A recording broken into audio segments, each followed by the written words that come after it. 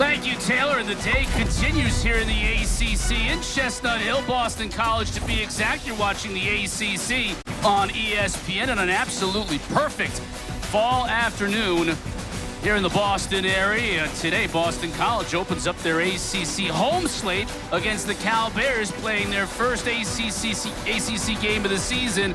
And today we are expecting to see two of the bright young signal callers in this league. Jerry Sangapulotele for Cal, and he's going to take on Dylan Lonergan, the transfer from Alabama in his first season here at Chestnut Hill, and he's put up some big-time numbers through his first 3 games.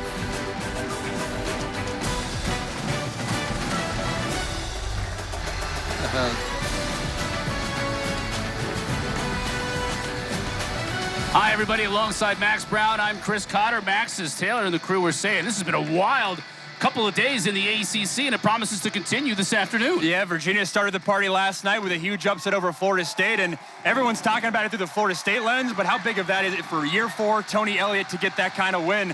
I don't want to be the guy that said, I saw that coming, but we had him week 1, right, and you could tell Chandler Morris and that offense was different. Duke's getting after Syracuse right now. Wake Forest and Jake Dickert's squad getting after Georgia Tech. So the middle tier of the ACC, awfully competitive. And it's big, too. A lot of teams in that middle tier. And these two teams today want to get above that middle tier. If they're going to do that, they're going to have to rely on young signal callers, these two quarterbacks, the true freshman at Cal, and then the transfer from Alabama, Lonergan. They put up big numbers. Sangapulotele, 4 games under his belt, 3 games for Lonergan. So you see the numbers. Look at the 9 touchdowns to 1 interception for Lonergan. He's been very efficient at Boston College, but I want to get your thoughts on the freshman from Hawaii first. Yeah, the Cal Bears found themselves a good one.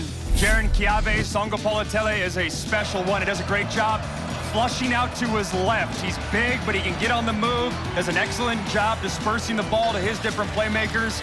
And oftentimes the trait that is the hardest to get over for young quarterbacks is getting used to the anticipation of college football. That seems to come natural to him. He's throwing receivers open, not waiting for receivers to get open.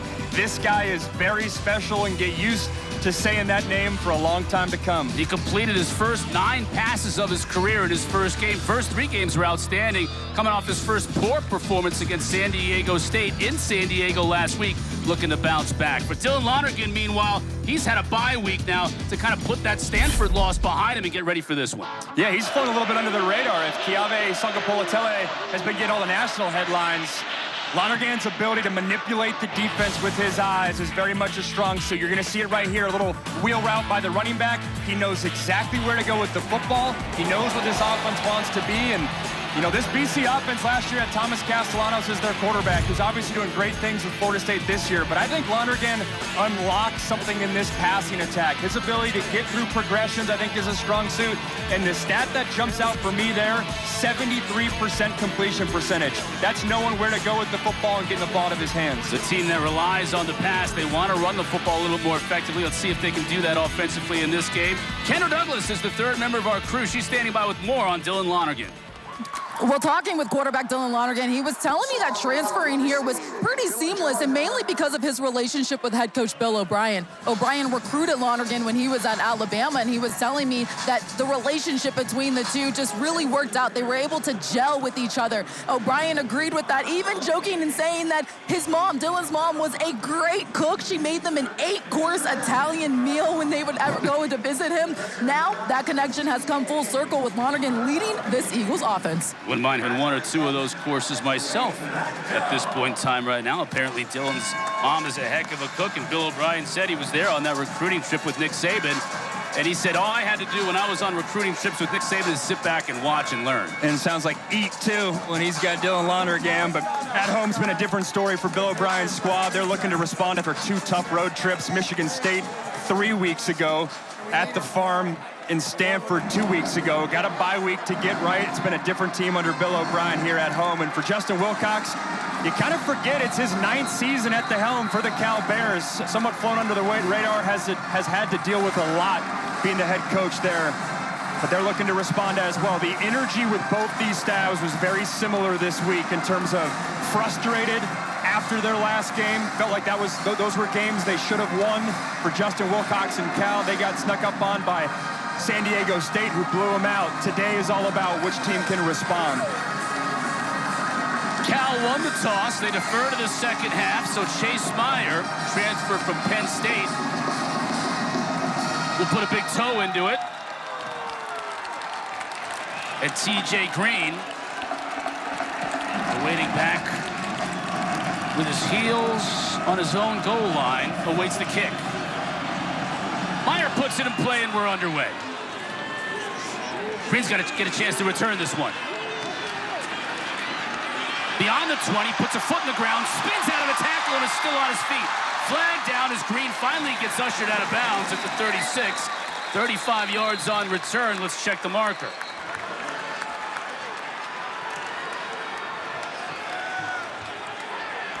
TJ Green's been banged up, so the freshman making the most of his first opportunity on a kickoff return on the season.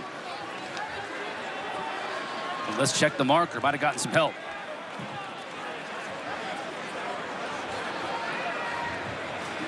Our referee today, Riley Johnson. We get to hear from him early.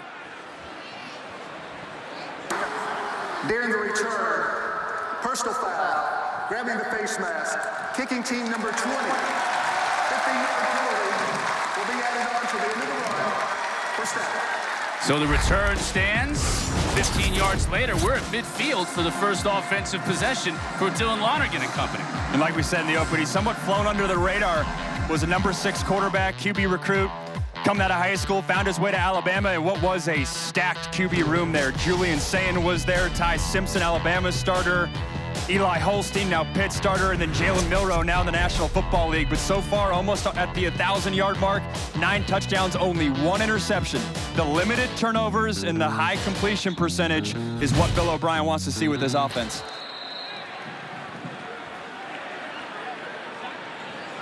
Our officials making sure we're all on the same page. Is under further review to see if there was a signal given for a fair catch.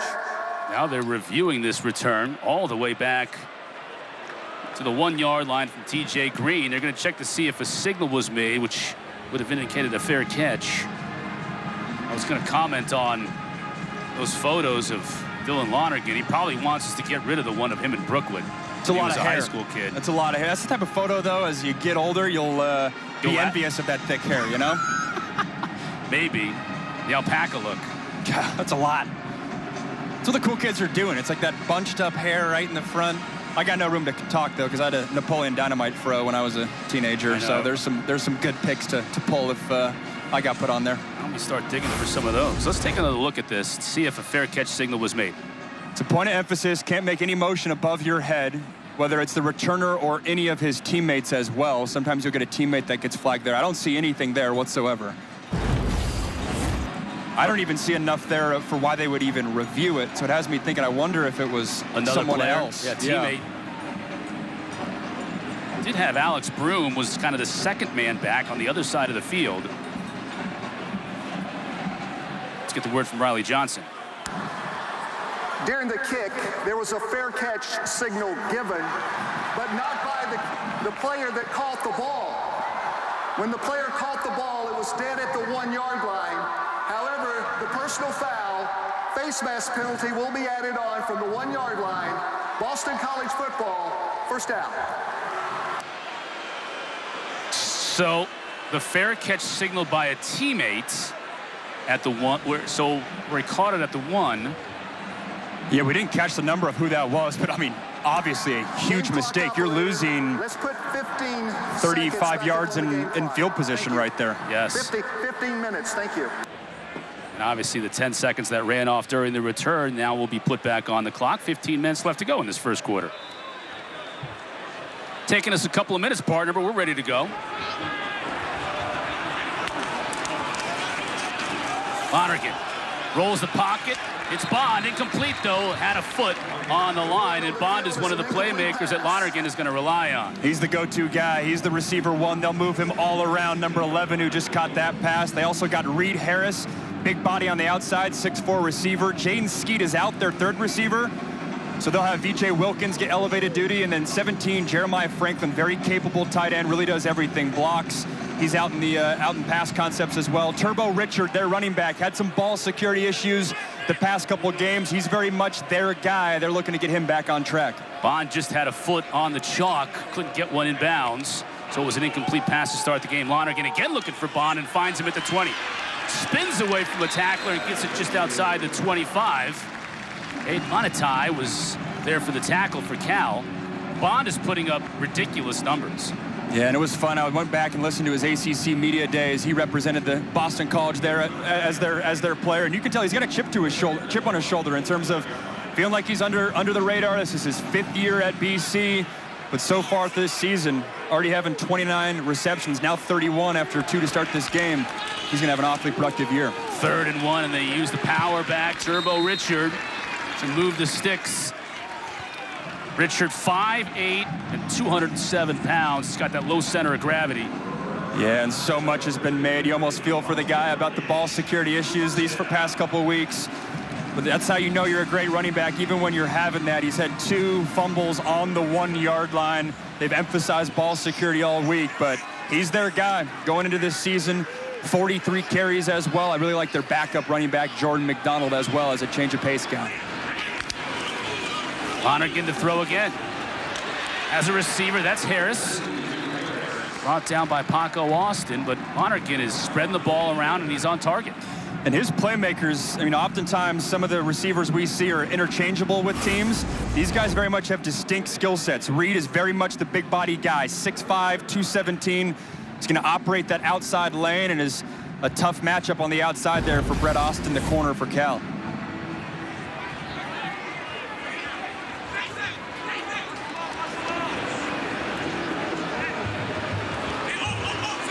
Second down and 7. They give to Richard. Bust through the initial tackle, but gets popped at the 40. That 5-yard gain, though, will be enough to move the sticks. Drew Polidor, safety on the tackle, transfer from Montana State. Yeah, on the flip side, for if Boston College is trying to establish the run game, Cal defensive-wise, their defensive line has been challenged. They felt like they played really good week 1 versus Oregon State, very physical, what a Justin Wilcox defense wants to be. Last week, though, got complacent versus San Diego State. They've challenged that group to raise their level of play.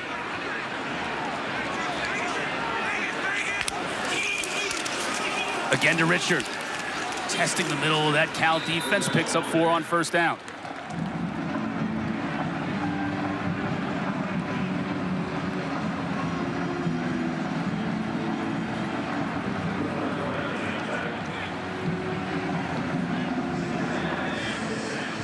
That was ugly last week at San Diego State, a 34-0 loss. Uncharacteristic, too.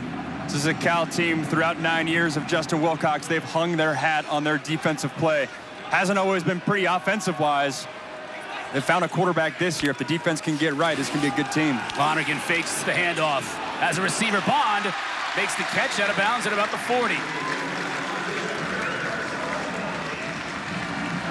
16 yards.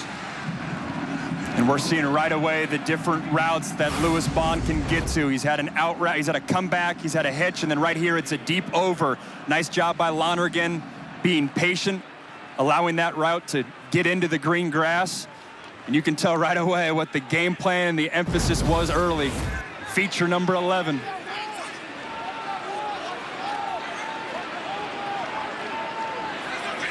Now he's in motion. Fake the handoff to him. Lonergan tried to get it to Harris. He was covered well by Uluave.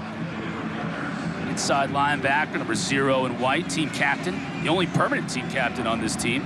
They vote for game team captains, but Uluave is captain every game. He's special. Team's leading tackler, really flies around, gets it done in coverage like we just saw right there, and then is great in the run game as well. And a defense that lost a lot of pieces around it. Teddy Buchanan was the other linebacker. He's in the National Football League. They had 3 secondary players get drafted this past year, but Olave has been the staple right there in the heart of the defense. 10th play of this drive to open the game for BC. Lonergan stays in the pocket, finds Bond for a short gain. He'll pick up about 4. It'll bring up 3rd and 6. Luke Farrelly again from the linebacker spot, making his second tackle of the game. We were talking before the game. Their kicker, Lombardo, was hitting 51 easy pregame. This is right around the area where maybe it's 4 downs. Does that impact your play call? But 3rd and 6, you have to think they're going to pass this football. Trust Lonergan to get through his progressions. I've been impressed throughout the season of if the first or second read isn't there, he does a nice job getting to his third and fourth read. Jordan McDonald was split. Now he's in the backfield. He'll stay in the block. Lonergan has a receiver open. That's Harris again down to the 15. Cam Sidney in coverage, but Lonergan just stepped up into the pocket, delivered a strike to Harris. Stepped up in the pocket, feeling the pocket, staying patient too. That's two throws. The one on the deep over to Lewis Bond, and then right there at dig route, Reed Harris going to come into the picture. Taking the hit from the defensive lineman, delivering an accurate throw. Lonergan is sharp so far on this first drive.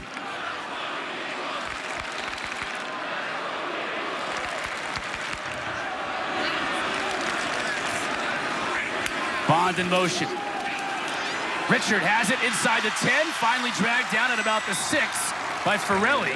They love to use Turbo Richard out of the backfield. Came into this game with 12 catches in 3 games and a couple of touchdowns. And this is the play we had in the open.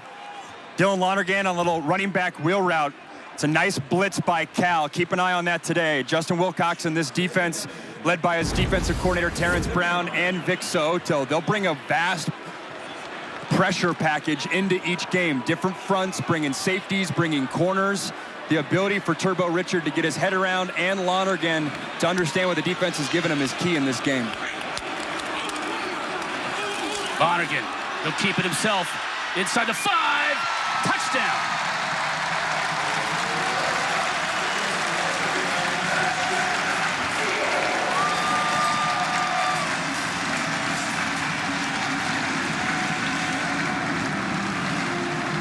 The picture-perfect opening drive for the Boston College Eagles.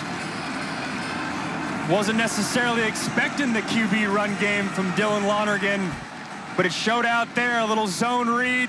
He's got Lewis Bond into the flat, says, no thank you, I'll take it myself. That was a superb opening drive for the entire offense, led by their quarterback. Luca Lombardo. Sounds like he would appreciate some of that cooking from Dylan Lonergan's mom.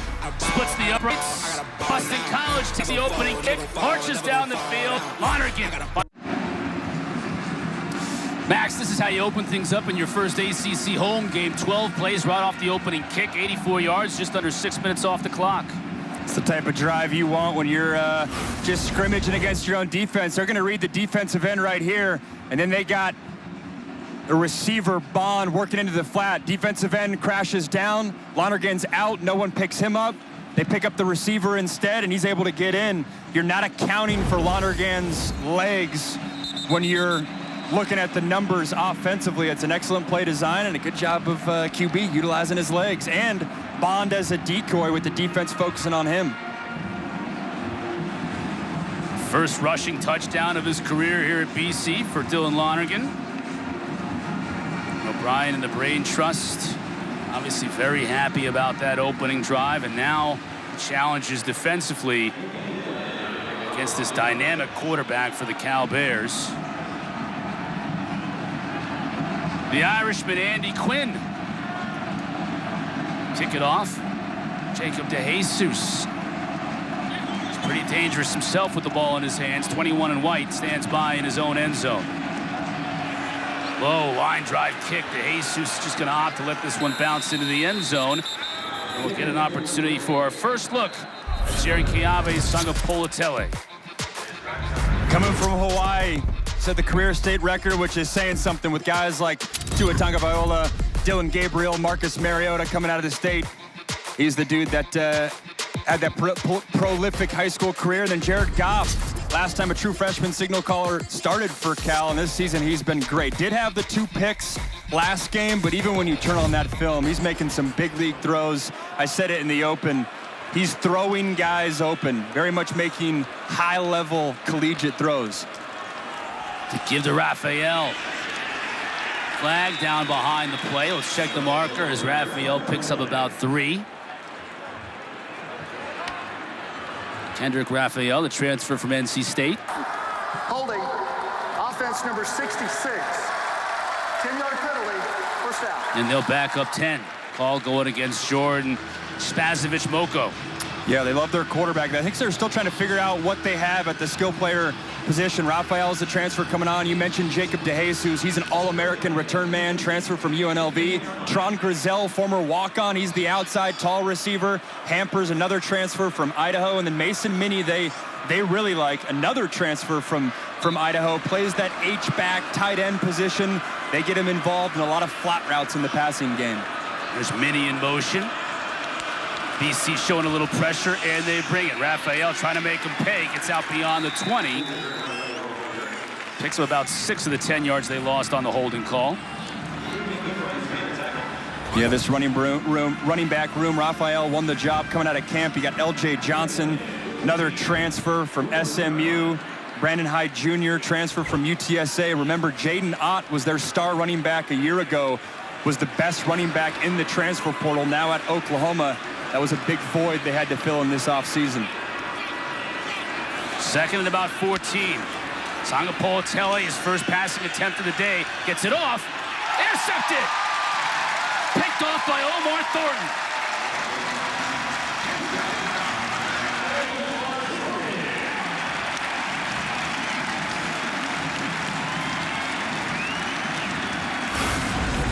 This is an excellent job by Omar Thornton, driving on a dig route.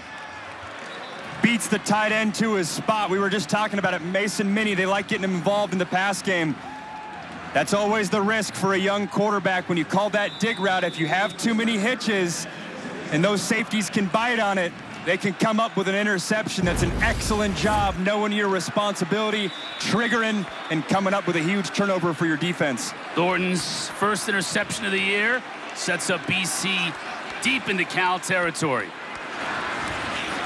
Empty backfield for Lonergan, looking to throw on first down. Flush from the pocket, just gonna have to throw this one away.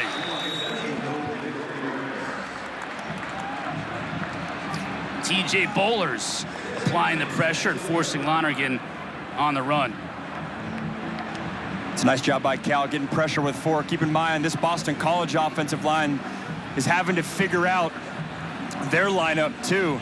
You lost 2 starting offensive linemen a year ago to the NFL, both of which were draft picks. They're shuffling around 8 or 9 guys. There's been some different lineups. Jude Bowery, their normal left tackle, was a late scratch. He's not healthy, so having to find their way there. Richard up the middle, cuts it back outside, inside the 10, and he'll score.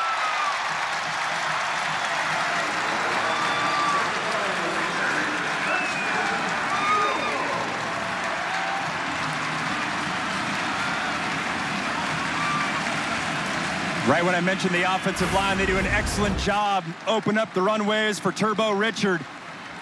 Excellent block coming back, too, by Jeremiah Franklin, their tight end. And then once you get Richard to the second level, he did the rest. Boston College has wasted no time. 2 drives, 2 touchdowns.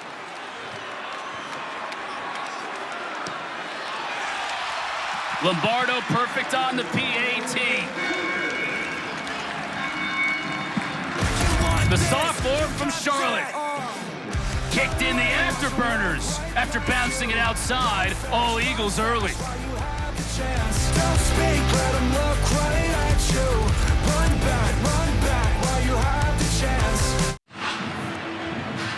BC taking advantage of the turnover, needing just 2 plays to score to take this 14-0 lead. You think about the way the ACC schedule goes, you got to go out west sometimes if you're one of the teams in the East Coast and vice versa. 2 weeks ago, this Boston College team had to make the trip to Stanford. We know what happened in that game. It didn't end well for the Eagles. This week, Cal had to make that long trip. This is the first and second longest trips in the ACC that any team has to make, and Cal has gotten off to a slow start here today, down 14 early.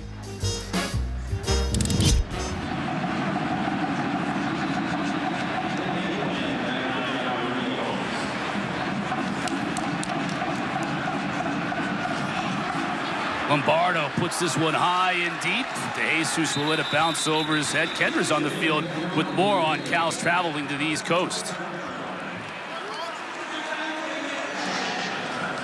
told me when I caught up with inside linebacker Kate Uluave, he told me that his favorite part is actually the sleeper seats on the plane, and that the team agrees that they have an extra Friday that really helps them adjust. Kate said that the staff does just a great job in keeping them hydrated and ready. So talking with college players and some of these guys, they feel well prepared coming into this game.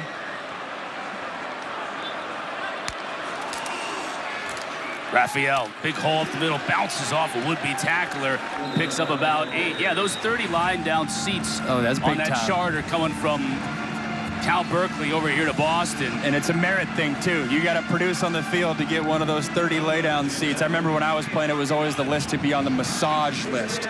Top 30 guys got massaged. You really had a rough life games as a college player. Hey, I never made the list list because I was a backup quarterback most of my career, but that was always the your checking snap counts to make sure you're making that in the training room.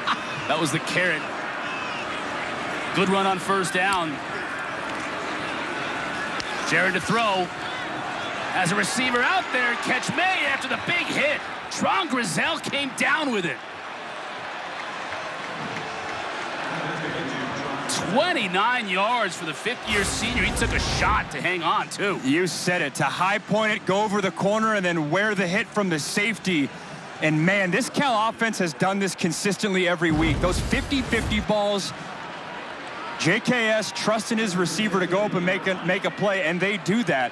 That's tight coverage, just better offense. Raphael, good vision to bounce it outside. Almost eluded the tackle of Marcellus Townsend, but he makes it after 4 yards.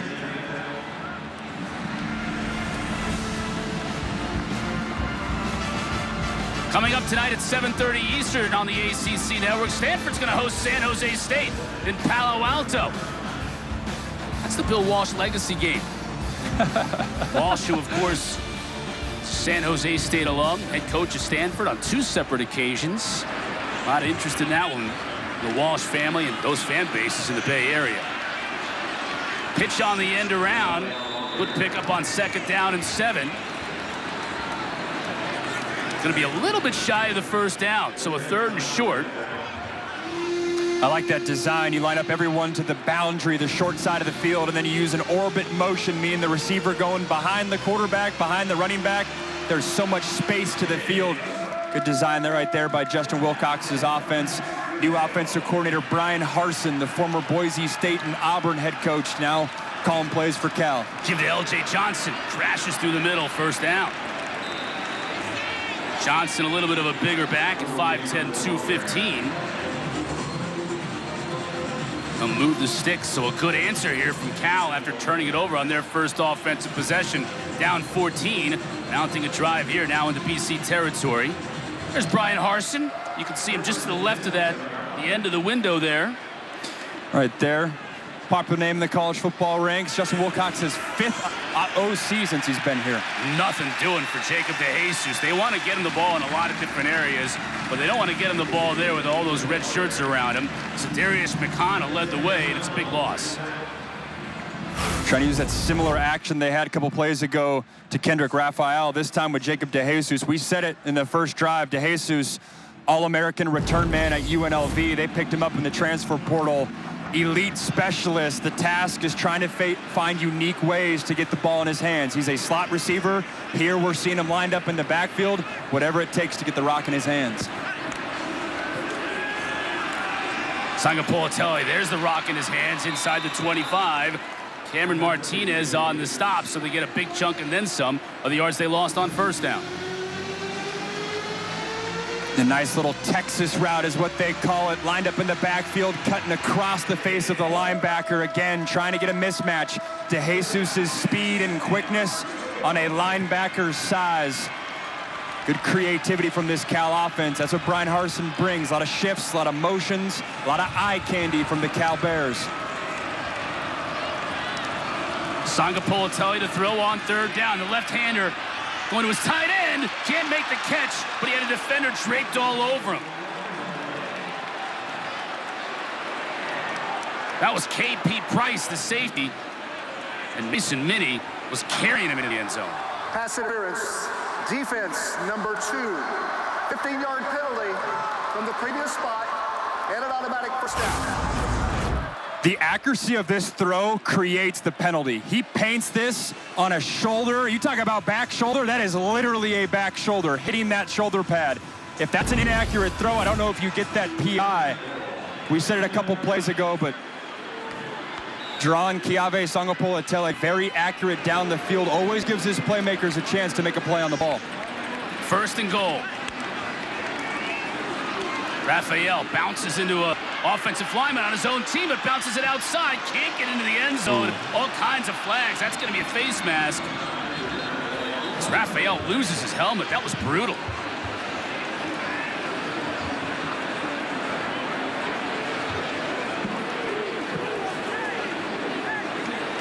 This looked like a violent face mask, hence why he's walking off the field with his helmet. Defense number 15. Remember, if your helmet comes off, automatic first down. Man. And number 1 does not have to come out of the game due to the foul. I was just about to say he can come back in the game. That being said, this is maybe L.J. Johnson territory for Cal. His big 225-pound frame. Number 11 in the backfield, as we're seeing here. Hugh Hutchins got a hold of that face mask. You're right, L.J. Johnson is in the backfield. He's going to pull his heli under center, and he'll hand it to Johnson, but we get flags and a whistle before the snap.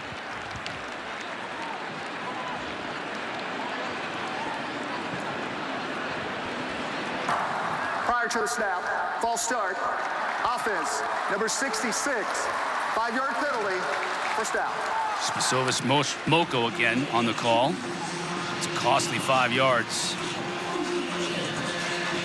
Totally changes your playbook. Instead of being in halfback dive, quarterback sneak range, fullback dive, now maybe do you throw it? This is also an area where sometimes they like rolling JKS out to his left. With the ball being on the left hash, harder to do that. Can he roll out to his right?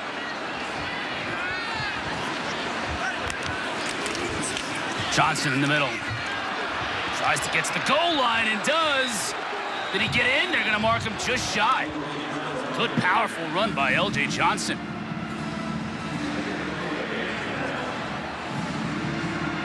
Powerful run, right behind.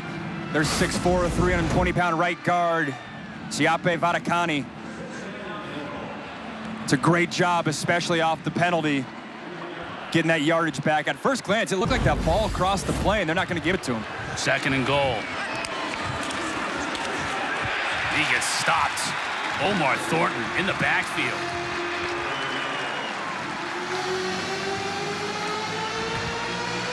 Yeah, you see those safeties triggering right away. Thornton wasn't even thinking about JKS's legs. Here's what I'm talking about. The counter off of a safety blitzing that aggressively is pull the ball and get on the edge. Would not surprise me even if they do that here, trying to get JKS's legs involved. How about Devin Brown's legs involved? They'll bring in the backup quarterback, 13, the transfer from Ohio State. 10th play of the drive. Brown gives it to Johnson. Off right tackle, stuffed.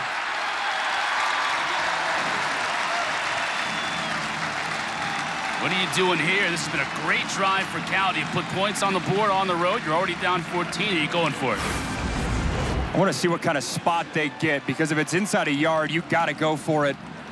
If it's a full 2 yards, I mean, you got to go for it. To me, it's a mindset drive. You've had no momentum on your side, setting a tone for your offense, trust in what your offense is. We've been saying all day the best player on this field right now is number 3. You put the ball in his hands. Timeout, Cal. Coach Wilcox and company want to talk things over. When we come back, 4th and goal for the Bears. First charge of the half.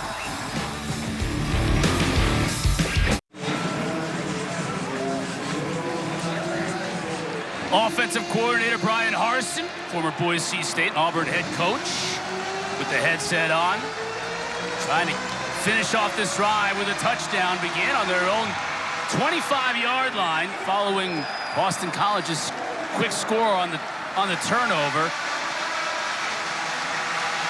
Be interesting to see what he does. BC knows that JKS wants to flush out to his left, and Cal's subbing different personnel groups in and out, even coming out of a timeout.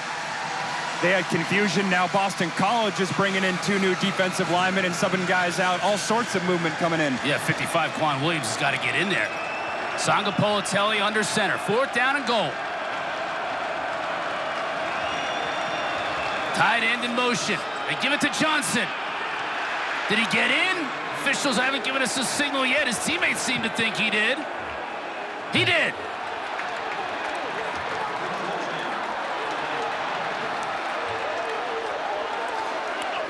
You know, that was an excellent job, and I wouldn't be surprised if Brian Harsin did that on purpose. The late personnel change, because when you're Boston College looking from up top, you can count the personnel they have in the huddle.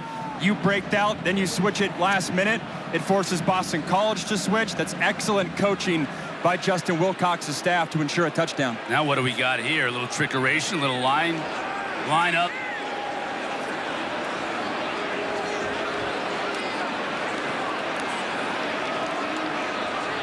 They got the kicker split wide to the right. Now Honore is the holder. He moves everybody over. Kicker Chase Meyer comes in. Well, BC's defensive coordinator, Tim Lewis, said they like a lot of eye candy on not only on the offensive end, apparently, and special teams Guess as well. it applies to PATs, too. All works out in the end for Cal. And the Bears with a really nice answer on this drive after Sangapolatelli threw an interception on his first attempt, drove him all the way down, and Johnson finishes. Yeah, after the penalty, too, and they got close to the goal line, but you said it. How big of a response is that? Get the momentum back on your side a little bit. Allow your defense to rest, too. So far through that first quarter, it had been all BC's offense slicing right through the Cal Bear defense. Great play, great drive right there. 11 plays, chewing up some clock, too.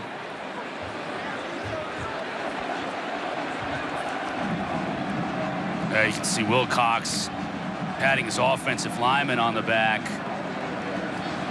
Nice job of mixing the run and the pass in on that drive. It's got to be big mentally for that group, too. They struggled to run the ball last week versus San Diego State. JKS was forced to throw the ball 38 times. To have a drive that's finished off with a touchdown where running it was a big factor. It's good to see. Green will get a chance here from zone 2. To the 30, cuts it back inside. That's a good return out to the 37.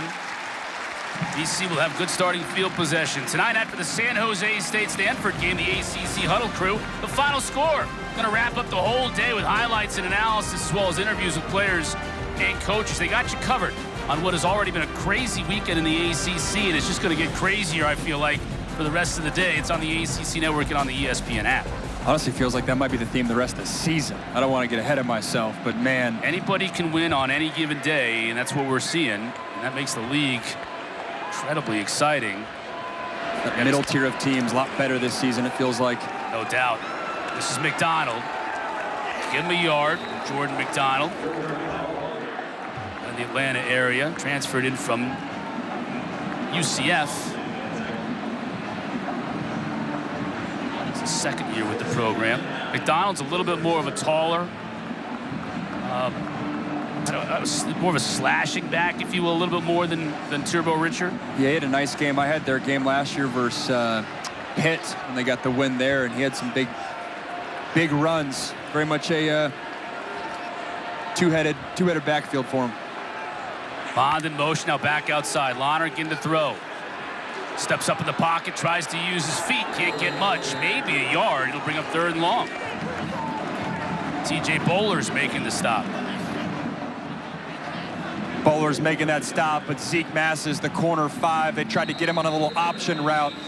It's excellent coverage right by him. Boston College up 14-7 at home.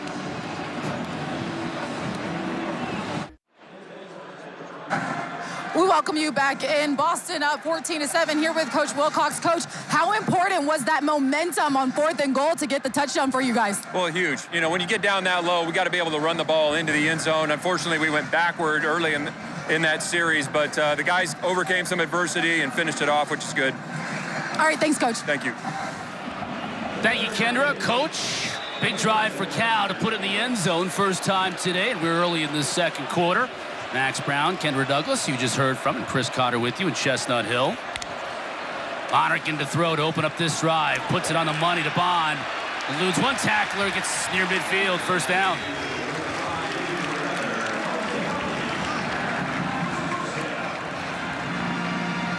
They're doing a nice job finding Lewis Bond different ways to get the ball. So far, those first couple drives, it was all BC, 12 plays, 84 yards for a touchdown. Then Lonergan, after the JKS interception, which is noteworthy, not only because Boston College got points off it to go from 7 to 14, but JKS, good job responding that pass drive, leading Cal down the field to get within one score. Lonergan, play action. Doesn't have a receiver downfield. Now just throws this one away. Those 14 points scored by Boston College, most they've scored in the first quarter in an ACC game in almost 5 years, going back to the Clemson game in 2020. So great start, coming off the bye week. Disappointing loss on the road to Stanford. We talked to the coaching staff. They had a scrimmage in the bye week. A lot of young players get an opportunity to show what they can do, and some of them prove they deserve some playing time. We'll see some of those young players today. Sounds like they had a couple scrimmages, which is very unique. Usually when you hear about bye weeks, it's rest, recovery, young guys, old guys aren't playing. No, they were scrimmaging, full contact. Big emphasis is improving tackling on defense, and the only way to do that is get good on good live action. McLaughlin. He's going to have to make somebody miss. He can't do it. Really nice job on the tackle by Cam Sidney. Great job coming from that nickel spot. Cam Sidney triggered right away, goes low, doesn't allow Boston College to get any movement. Making a play in space. So big in college football. Oftentimes the big plays happen when you're missing tackles in open space. He gets McLaughlin down in a hurry, and another 3rd and 8 right here. Last 3rd and 8. They went 3 receivers to the top of the screen and found Lewis Bond in the slot. They got a similar formation again right here. Bond on the right hash, top of your screen. I'm sure they'll look his way. Broom stays in the block, but they can't get everybody. Uluave leads the charge and a sack.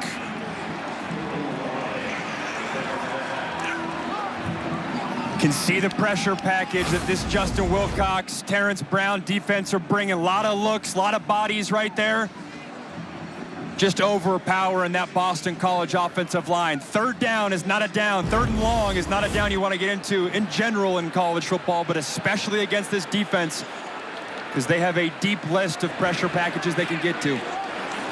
First Cal TFL forces the first Boston College punt.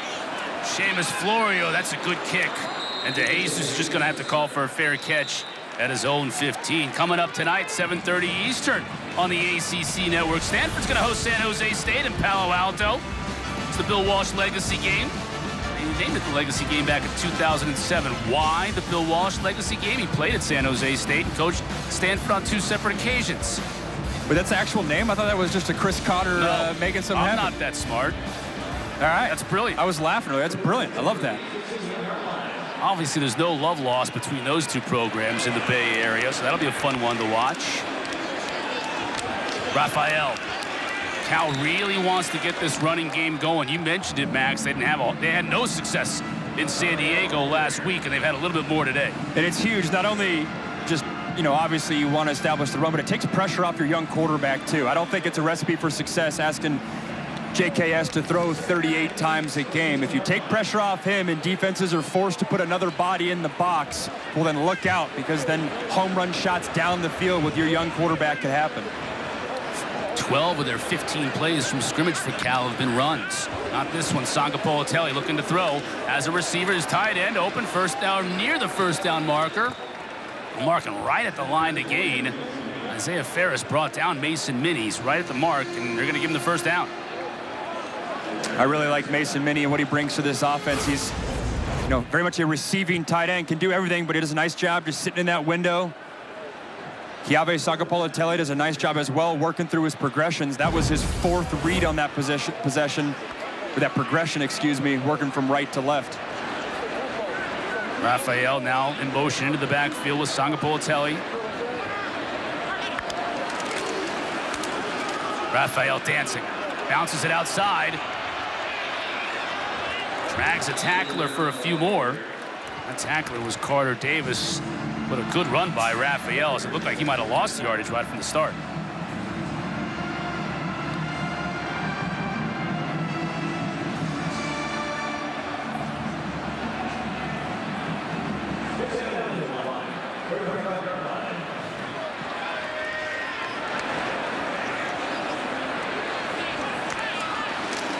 Boston College shows pressure up the middle.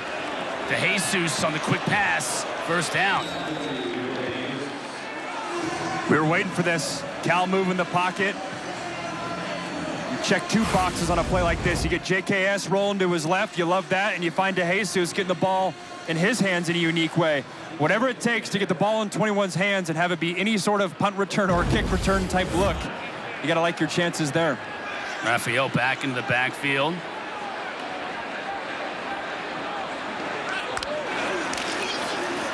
Sangapolatelli fakes it to him and gets it to his tight end. And boy, Minnie had it bounce off his shoulder pads. That was dangerous. The ball was just kind of hanging out there, but he was able to squeeze it for a minimal gain. Yeah, that was a very similar concept to the play that Dylan Lonergan on the other side ran in for a touchdown, except this time they take away JKS's legs and he's forced to throw it to Mason Minnie. 19 receptions on the season, 2 touchdowns as well. They do a lot of those arrow routes, which is straight into the flat, as well as slide routes where you start on one side of the line of scrimmage and go to the flat on the other side of the football field as well. Flags down.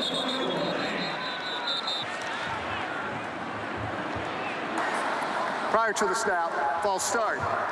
Offense, number 85. 5-yard penalty, second down. That time, Minnie the guilty party. They'll move back 5 yards.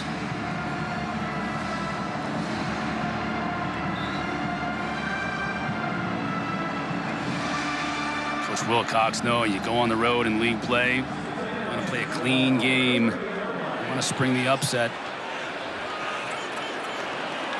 Now getting behind the chains here on second down with Brandon High in the backfield.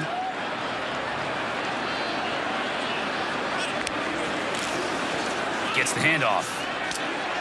Just lowers his shoulder. Another flag comes in right at the end of the play.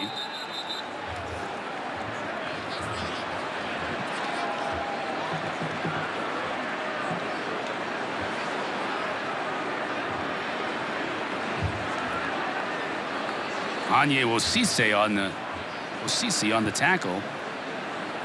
Let's check if it'll stand. Personal foul, face mask. Defense number 92. 15-yard penalty, automatic first down. Wosise was hoping they didn't see that. And they got him. That's huge, too, because it's not only the penalty itself, but you get Cal out of what would have been a 3rd and long.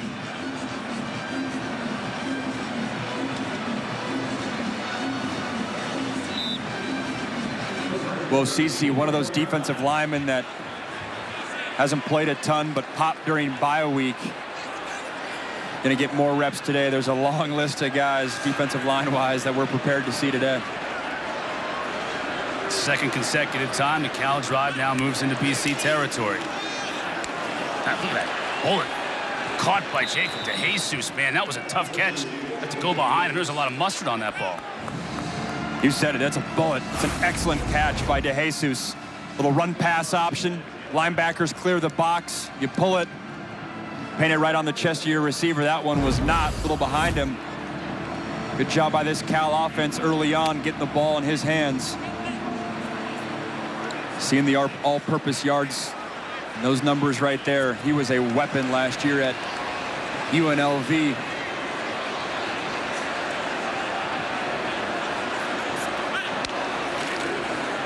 Sangapolatelli tries to get it to him again and does. Down at the 23.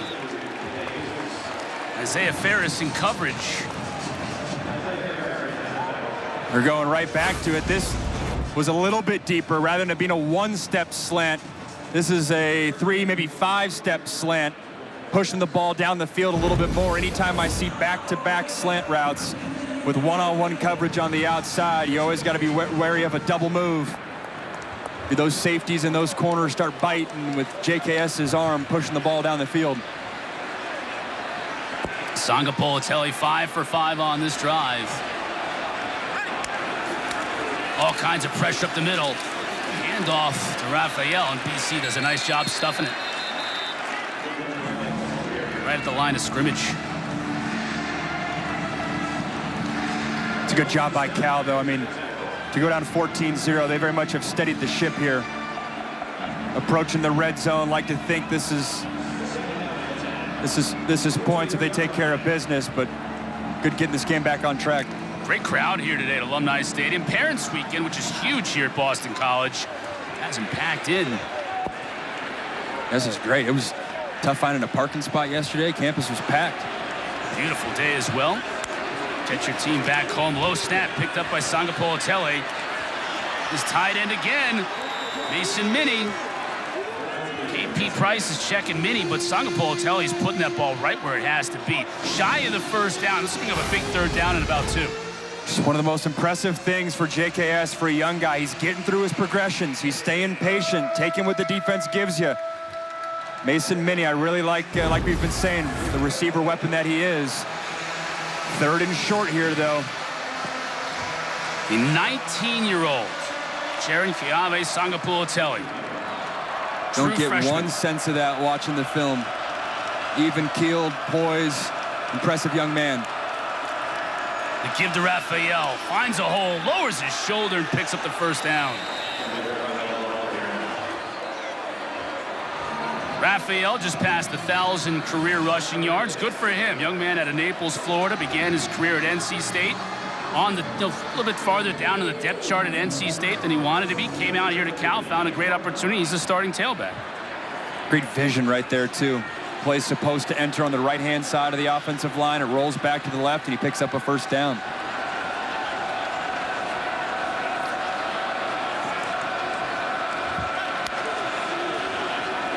Again, nice block in front of him. Sidesteps the tackler, dropped at the 5.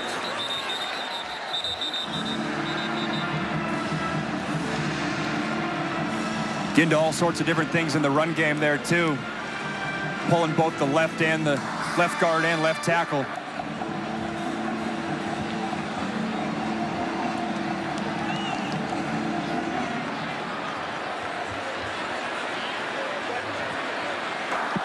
Offside.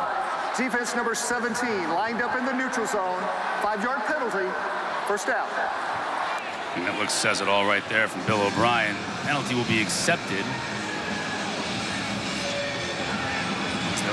Preserve, they lose 2 yards, but preserve the down. Cal opts for that. 13th play in this drive coming up. That's 2 double-digit play drives for Cal in a row. And they again just brought in 5 new faces and additional offensive linemen. Now they have 6 offensive linemen on this play and a big tight end as well. Johnson, and yet it's still blowing up and fumbles a football. They're going to mark him down. Edwin Kalenge just blew that thing up from the start. They're going to mark him down. How did all those BC defenders get into the backfield? And there was 3 offensive linemen to the left side of the center. That tight end was an additional tackle. Does the ground cause the fumble? You said it. That was chaotic for how much blocking they had in there. Cal's hurrying up to not allow them to review it. And now Wilcox is going to call a timeout. Timeout. Cal. We'll come back. Cal's driving again, down 7.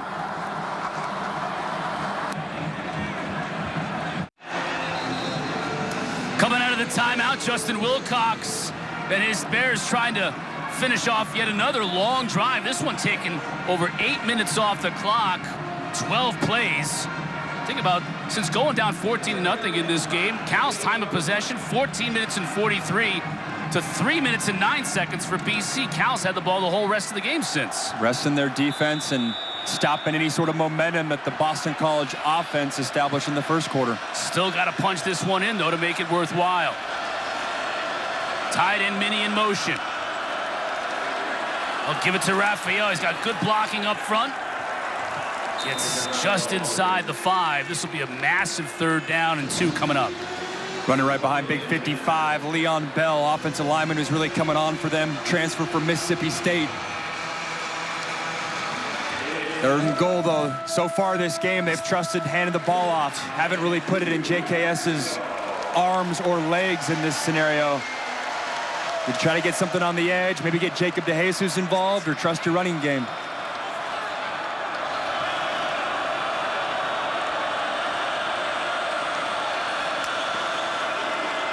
Fakes it to Raphael.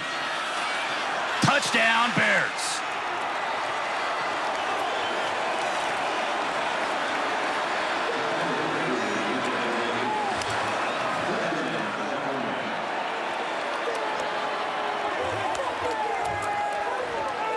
Feels like they were baiting him a little bit so far this game. It was just running the rock, run the rock. This time they faked the run.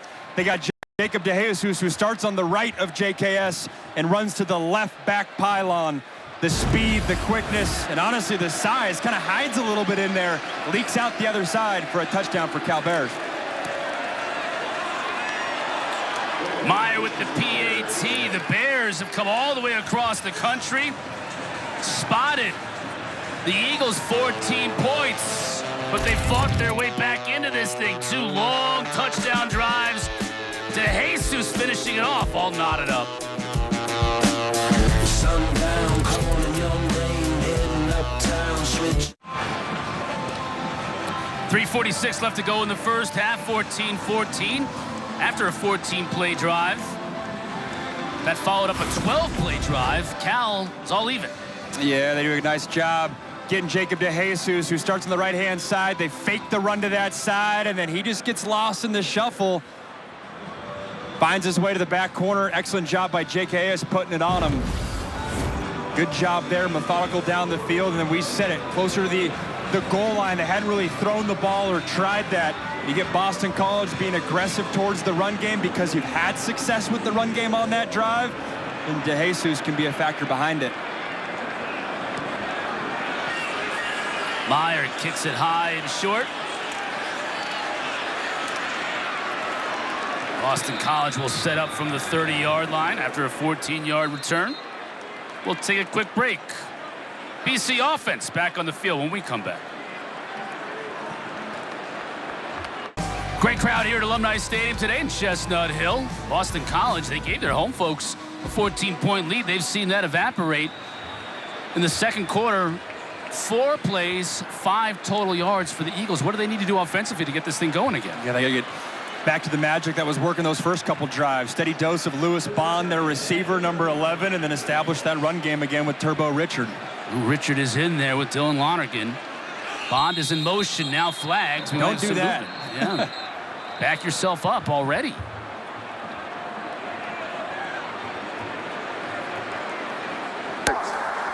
False start. Offense, number 56. 5-yard penalty. First out. Eric Starrity, and you mentioned it already, it's the offensive line where I think both of these teams and their coaches told us they're trying to find the 5 best guys, and wherever they put them, they got to get the 5 best guys on there. And with Jude Bowery out, team captain, not that starting left tackle, Boston College is having to play a little shell game here. It very much felt like a key in this game, which you don't always say is, you know, which offensive line can find their best 5 first and settle in. That team might have a better spot about ultimately winning this game. Lonergan to throw. Looking to Richard out of the backfield, makes the catch, but he's met immediately by Uluave, who's having himself a day. And that's the hardest thing to cover as a linebacker, those wheel routes, because you're out on an island. The quarterback can back shoulder the throw to the running back and throw it over the top, which Dylan Lonergan has shown that he can do throughout this year. That's twice we've seen Cade Uluave make plays, and it's triggered because this Cal defense is getting pressure, so you have to get the ball to your hands quickly. But Olave is right there in coverage. Got about 5 yards. Again, Bond in motion. Turbo has a huge hole, opts to cut it back inside, runs over a defender. Picks up about 13.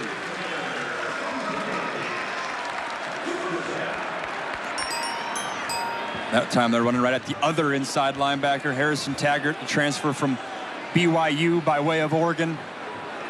Mentioned it earlier, but this was a Cal defense that lost a lot of guys, a lot of talent to the NFL, one of which was the other linebacker.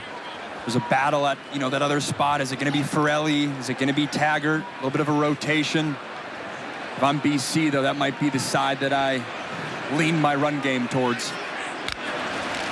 Lonergan fakes the pitch. Gets it back out to Turbo. Can't make a man miss. Another great tackle in open space, Aaron Hampton, because if he doesn't make that tackle, Turbo kicks into Turbo. Excellent tackle. The former walk-on who just, with each game, each season, keeps getting more and more reps. Excellent job in open space. We've said that a few times today. Cal coming up with those tackles. We've reached the 2-minute timeout. 2-minute timeout. BC trying to get back on the track offensively. Minutes. Clausen, longtime coach to the Demon Deacons. Watching them take on my alma mater. That was an exciting finish. Looking forward to the halftime report to talk about all the craziness today in the ACC. We might have a crazy one here. Richard dances his way to another first down. Well, we talked at the top of the game about these two quarterbacks, two of the brightest young stars in this game in terms of what they've done. What do you think they've done? They both played well. The one interception really sticks out from Kiave Sangopola-Tele, but he responded from there. Lonergan's played incredibly efficient. Oh, that one was almost picked and probably should have been. Jair Smith stepped in front of that one and just... Might have to credit the umpire with the pass breakup right there. You said it, Smith jumping right in front of it. Check the referee in the middle of the field. No, he was right there. Very similar feeling to the interception that Boston College got off of JKS. They caught that one, got points off it. That's a big missed opportunity for Cal. That's a gift.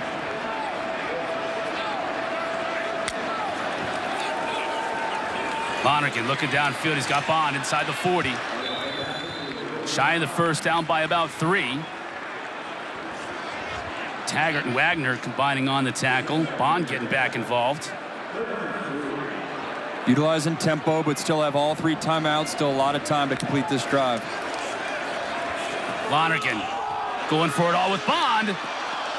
Overshoots him and well covered by Wagner.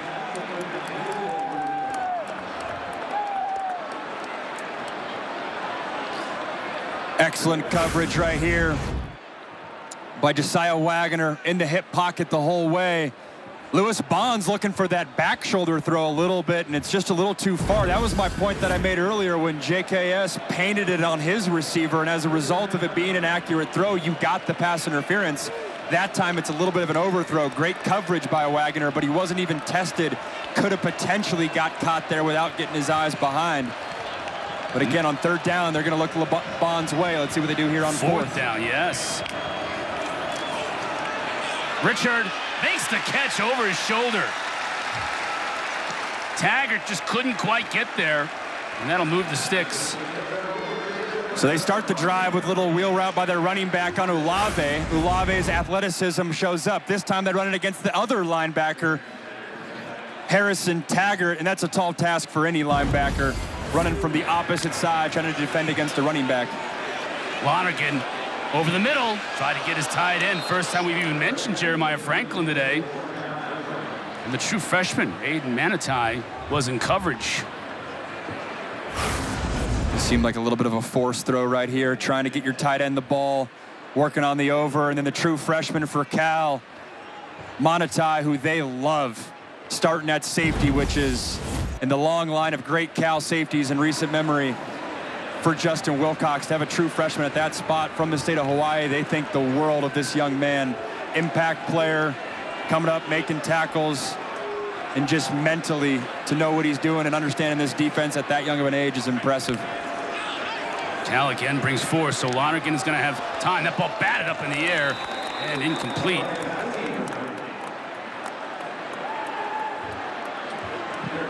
That to me was maybe the first misread too, trying to force it to the sideline, and then Lewis Bond, I thought he had open right over the center of the ball for a 5-yard gain. This is one of the first really 3rd and longs that we've seen.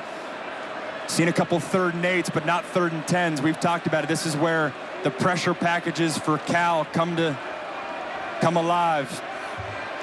Do you go pressure, man coverage, or do you back off, trust your defensive line to get pressure and have 8 guys defend? They bring 4. Lonergan steps up. That's a tough pass. He didn't get everything he wanted to get on that pass. Incomplete. Timeout for an injured player on defense. Cal player injured. Let's see if we can get a number. Chris Victor grabbing his right knee. Defensive end. It's a Cal defensive line that's already missing Ryan McCullough, probably their best defensive lineman, certainly their best defensive end. He's already out with an injury. Yeah, it was a big opportunity heading in this game for Victor. That's not Victor. It's like Serenge Tunkara, it's 18. It's a good sign he's stretching it out, rather than when he immediately went to his knee. You obviously think the worst case scenario.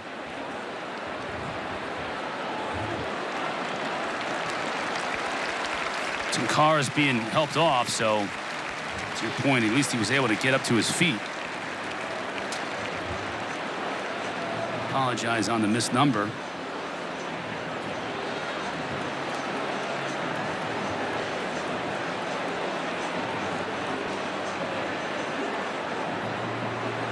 It's a big stop, though, for that Cal defense.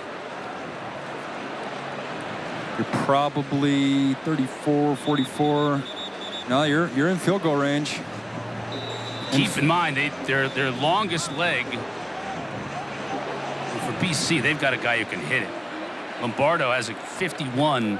And I think it's actually going to be exactly 51 yards, so maybe 50 yards on the dot. Now they're going to give it to him right now at 52. They'll line 52. It up, so... This is what he was practicing all warm-ups. Hit a 51 at Stanford a couple of weeks ago. He'll line up from 52 here. He's got plenty of distance. He's got it. What a weapon. And it's a weapon that Boston College really hasn't had over the past few years. A kicker that can absolutely let it fly, and Lombardo puts him back on top with 37 seconds left to go in the first half. He makes this look easy. Confident stroke, nice height as well, and obviously the distance to get it there. We've talked about it in back-to-back weeks. We had Bill Belichick a couple weeks ago, and talking about the differences between the NFL and the college game. Sometimes I think it can get overhyped, the schematic differences. The reality is the NFL is stealing from the college game and college game stealing from the NFL. But the one difference that is glaring for Bill Belichick when we were talking with him is the kicking game. In the NFL, you get to 50, it feels like a chip shot. In college, if you have a guy that can do that, man, what a luxury that is. And Cal on the other side's got a dangerous returner. Do they copy Cal's playbook and maybe pooch this? Don't give 21 a shot.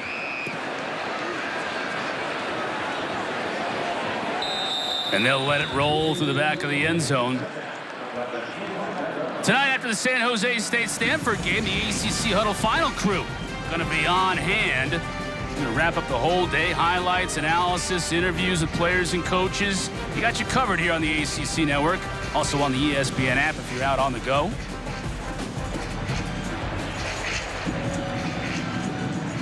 Might be a lot of play callers that get conservative in a situation like this.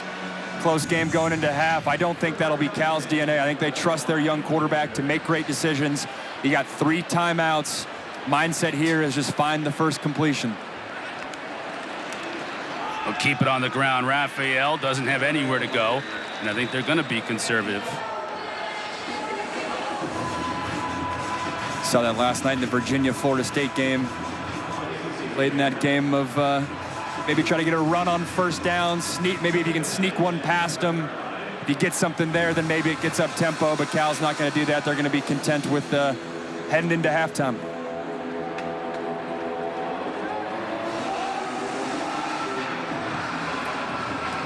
And that'll do it. Both teams will make their way to the locker rooms.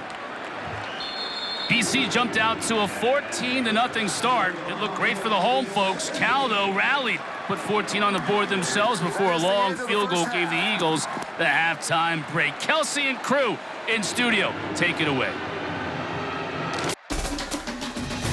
This is the ACC on ESPN. Chestnut Hill, Mass. Getting set to start the second half. Boston College with a 17-14 lead over Cal. Max Brown, Chris Cotter with you.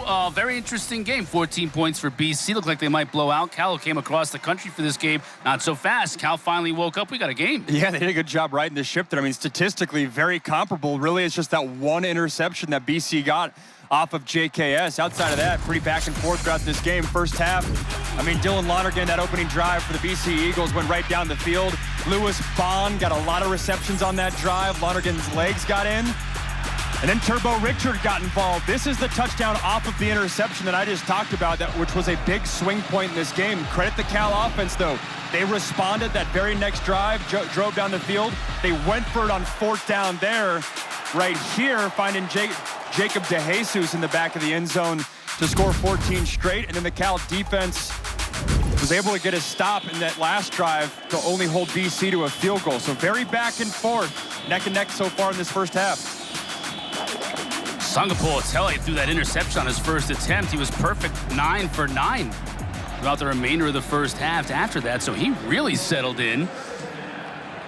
And Cal will get the ball to start this second half.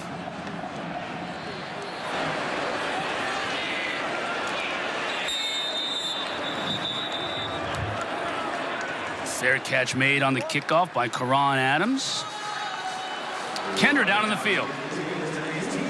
Well, talking with head coach Justin Wilcox, he told me the big message for his Cal team was he wanted to see them to clean up those penalties on offense when it comes to defense. So he said these guys missed a lot of tackles, one-on-one battles that he really wants to see them execute better. I also asked him about outside linebacker Serene Takura and his update. He said no update on him. Watch out for that. I appreciate that, Kendra. Thought their tackling was pretty good in open field. Justin Wilcox has a high standard. Sangapore Tele, high point, sit perfectly. Tron Grizel, that's exactly what he does. 6'4", goes up and makes the contested catch, 31 yards. Cal back in business again into BC territory. They make this look so easy week in, week out, and it's not. You got JKS on the far hash, throwing an absolute seed right above the head of the DB, and him and Tron Grizel have a great rhythm with that, making those contested catches. Not every team in college football makes it look that easy. BC showing a little pressure off the edge. They come with it quickly out to DeJesus. Good pickup on first down. Owen McGowan did a nice job of coming out and forcing 21 out of bounds, but it's a gain of 5. And so far, this Cal offense, I mean, they've found a good rhythm. I mean, in terms of, I made the point in their first drive of, you know, how are their skill players going to settle in? You know, who is that go-to guy? DeJesus has done a nice job in the slot. Tron Grizel has very much been the outside guy. And then we've talked a lot about Mason Minnie, their receiving tight end, getting in the short yardage pass game as well. Raphael trying to move the pile. Maybe gets a couple. It'll bring up 3rd and 3.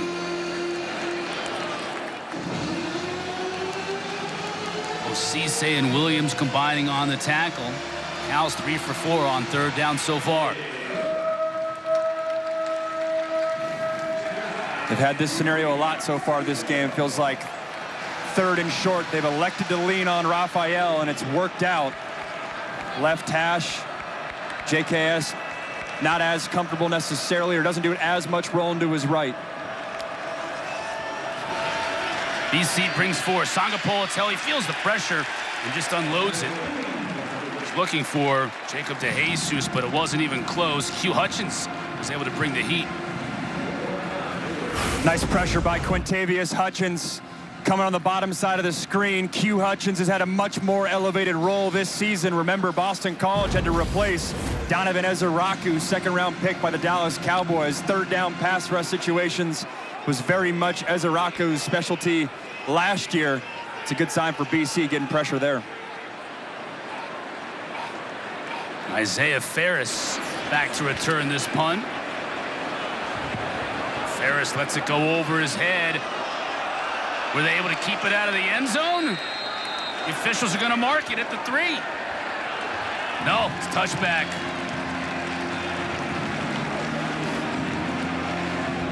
First time in the second half, we're going to get a chance to see Dylan Lonergan.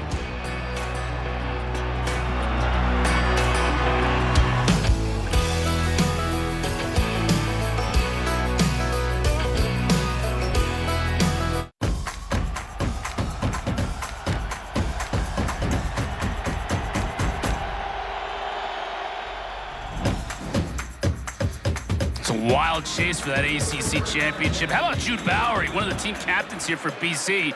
Banged up, not able to go today. Look at the size of that guy. Look at the chain, too. Right. The NIL era has been good to the jewelry industry. Lonergan going deep. All kinds of contact, and flags come out. He was looking for Reed Harris. Paco Austin was in coverage, but a little too physical with 4 in red down the field. Pass interference. Defense, number 4. 15-yard penalty and an automatic first down. Yeah, Boston College dialing up a shot right here, trying to send a message early on their first drive in this second half. Trying to get Reed Harris, you said it. Brent Austin on tight coverage. I don't think it was at the end. I think it was more out of his break, the beginning of the route, because you had flags on that sideline as well. Now you see Lonergan's numbers on the first drive, and since comes in averaging 330 a game, second in FBS. Now, one thing they haven't been able to do in their first 3 games this season was run the football. They were averaging 73 yards rushing, and they've already almost gotten to that figure here in the early part of the third quarter in this game, so a little bit more balance for BC. And a big emphasis was trying to get explosive run plays as well. They got one of them in the first half that set up that touchdown. Right there, you're seeing offensive coordinator Will Line. Big improvement last year in terms of pass yards per game. And that's saying a lot, too, because their quarterback was Thomas Castellanos, who's doing a lot of good things at Florida State. Speaks to the talent of Dylan Lonergan this year. Turbo trying to get to the edge. Got the first down. Onutai forced him out. BC, again, showing a little balance here, establishing the running game to start this second half.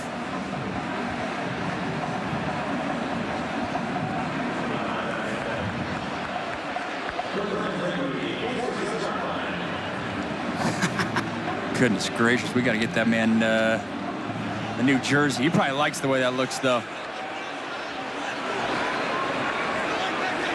It's the center, Michael Crounce.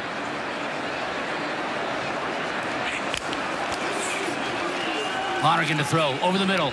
There's his tight end, Franklin, inside the 40. Well, it was just a matter of time, Max. This is a nice design. You fake the run. You know Cal's linebackers are being aggressive, and then you get your receiving tight end, Jeremiah Franklin, right behind him in a little pop pass. It's good rhythm, establishing the run and having your pass plays play off of that. They featured Jeremiah Franklin. They had the deep shot to Reed Harris. Kind of feels like it might be Lewis Bond time as well, number 11. He is at the top of your screen now in motion. Instead, they get it to King. Can't shoot a tackle, though. Polidor did a nice job of hanging on for dear life. No gain. It's a unique design right there. You have the receiver coming from behind him. You see a lot of people do that in college football and then try to sneak almost a little screen underneath to Reed Harris. They're using Lewis Bond as a decoy behind him, trying to get the defense to flow that way, but that's excellent recognition by Drew Polidor Jr., the safety for Cal, dashing in there and getting the legs. Bond again in motion. He's in motion on almost every single play, 11 in red. Coming back this way. Lonergan rolls it, wants a block. Gets one, but too many Cal defenders.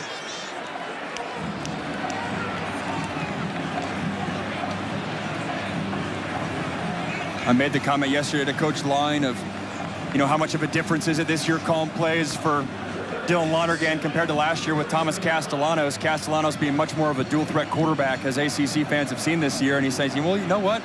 You know, Lonergan might not have Thomas Castellanos type legs, but we want his mobility to start being a factor in this game plan, especially when things break down. The ability to just get a few yards and set yourself up with 30s and 7 rather than 3rd and 10 is a big deal. Now they're 0 for 3 on their last third down tries in terms of converting. They're going to convert this one, though, with Turbo. Inside the 30, and flags down, though, behind the play. Let's check the marker first.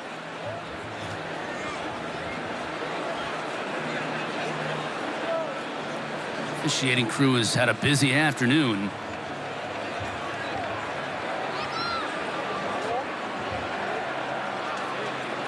Offensive pass interference, the initial indication.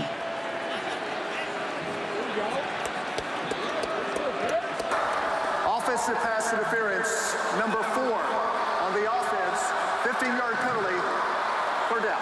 Call's going against Reed Harris. A little bit of a pick action here. I think so, yeah. That's been the favorite concept for BC today, that running back wheel route. Bill O'Brien doesn't like it. He's saying Reed Harris is running a route. It's not an actual pick play. The question will be whether or not he got his hands up. He doesn't like it, but don't be surprised if they go back to that play call. Like I said, they've ran it about 4 times today. That might be the cat and mouse game. Does Cal adjust to that, or what's the wrinkle for the BC offense? Well, you go from a first down conversion to a 3rd down and a mile. Lonergan looking to the sideline, empty backfield. Cal's going to bring just 4, so Lonergan has time. Hits his man. That was Pugh, but way short of the line to gain for the first down. It's going to be 4th and 7. You got a kicker with a big leg. Ain't going to be that big. They're going to bring in the punter. Yeah, you're very much in no man's land here. They're going to bring in the punter and try to pin him deep and force JKS to drive the length of the field. I think that's a good call. If it was 4th and 4, 4th and 5, maybe you go for it. Instead, you're going to pin him deep, probably just too much to get a field goal attempt in. Cal's got the day 8 kid, the Jesus. Just going to make the fair catch inside his own 10-yard line. That's where the Bears will take over when we come back. 17-14, BC still with the lead. Well, Jaron Kiave-Sangapolatele is confirming your love for him on that list today. Threw an interception his first pass attempt, but he's been great ever since. Tries to sidearm it, and a nice catch by Raphael. He does sidearm it and gets it there. Bryce Steele on the tackle, but good heavens. Yeah, next week I'll put Ancelli off. That looked like Dan Quisenberry throwing that pass. Hey, it was right on the money. That's why he's in the list, baby. That's why he's in the list. But now, next week, if I had to guess, it'll probably be a battle between Lonergan and Chandler Morris, Virginia, for that 4th and 5th spot. Plus, you got Miami, Florida State, right? ACC Network's going to be there. Look at that huge hole for Raphael. Burst through it beyond the 30. Tip your cap to this offensive line. Talk a lot about JKS and a lot about DeJesus and whatnot, but that offensive line just gave him a huge hole. Yeah, they got a little over pursuit by Omar Thornton, the safety there, got going to that far side of the field, and Kendrick Raphael dashed right in the middle. He's really popped this game. We talked about the battle at the running back spot all fall camp. Was looking for more from that position after the San Diego State game. He's delivered today. They'll go to him again. Good push on that offensive line on this carry. Gets 6. Yeah, you mentioned the push, little outside zone here. Tyson Ruffins, 56, the center. Look him get to work on that nose guard, 52.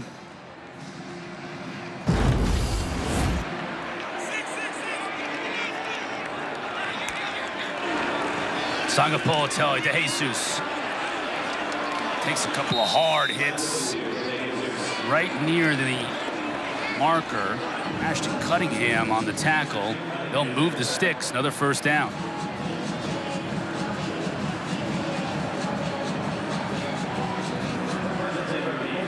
Well, Lonergan comes into this game 2nd in the country in passing yards per game. One of the things that you're going to do if you're Cal is keep the ball away from him. Don't let him get on the field, and they've owned time of possession. Another first down to keep that clock ticking. I think just got to find a way to get into the end zone and retake the lead in this game.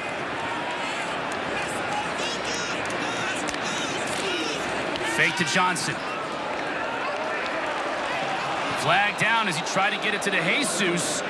Cameron Martinez in coverage. Crowd a little restless when that flag came out. They've had success with that a couple times, a little slant route. Pass interference, defense number 29. Ball we placed at the spot of the foul. Automatic first down. We'll take a look here. Let's see, as he draped all over him, DeJesus breaking across the face, and yeah, he's grabbing that off arm. You know, they'll work DeJesus on a little slant route, then they'll set that up and have him break out. It's a tough spot to be in. Cameron Martinez for BC plays that nickel spot. It's basically the third linebacker lined up over the slot receiver, which is DeJesus. DeJesus now at the top of your screen. BC with a little bit of pressure. Going for DeJesus here, just overshoots him. Coverage that time was outstanding by Max Tucker. Excellent coverage, and the pass rush. They got to JKS on that one. Hasn't been hit a lot today, but I do think that forced the errant throw. Credit the pass rush from BC. That was Q Hutchins, part of that crew that got in, forced a quick throw. Man, for a true freshman, JKS, he's big too. He mentioned to us, or I guess I was listening to a podcast about him needing to lose weight when he got to campus. Usually young quarterbacks are the exact opposite, but that's weight you like in terms of withstanding hits in the pocket. Johnson takes a big hit. Only picks up a couple. This will bring up 3rd and long. Quan Williams delivered that hit.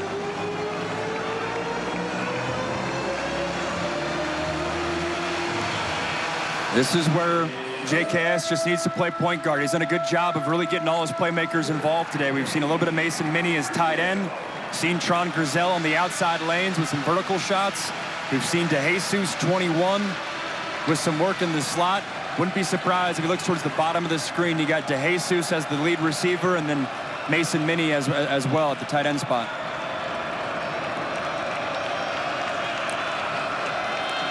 BC brings 4. Trying back shoulder again on the tight end. He's looking for a flag. He's not going to get it. Minnie was covered by Cunningham. Minnie can't believe it. Thought Cunningham had a little bit of his jersey. That felt like a lot of contact, and again, inaccurate throw, I think, bails the cornerback out. I think if that's a more accurate throw, this DB's draped all over him. Can't really make I mean, that's a lot of contact. He's got his chest through his right in between the 8 and the 5. I think that easily could have been pass interference, but again, it wasn't the most accurate throw, so the DB gets off the hook. So for the second time, only the second time in this game, Michael Kern comes in to punt it away for Cal.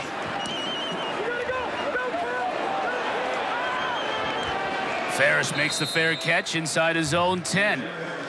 Lonergan and BC back on offense when we come back. Eagles up 3. Sun setting here in Chestnut Hill. Beautiful day. Beautiful day for football, and the fans that are in attendance here at Alumni Stadium enjoying it. Parents Weekend here at Boston College. We've got a nice section of Cal fans, of course, in the corner, as always. Blue and yellow. They've enjoyed what they've seen so far as their team has given the favorite Boston College Eagles all they can handle. Now BC moves back 5 yards. How about this? We had 1 punt in the entire first half of this game combined. We've had 3 in a row now. Illegal snap by the offense. 5-yard penalty. First out. The defenses are settling in a little bit here. You get that feeling? Totally, yeah. First half was all about offense, kind of trading blows there, and then it really started with that last drive in the first half. The Cal defense felt like they found something. They forced BC to settle for a field goal, and then you said it, Chris, so far in this third quarter, been a defensive struggle.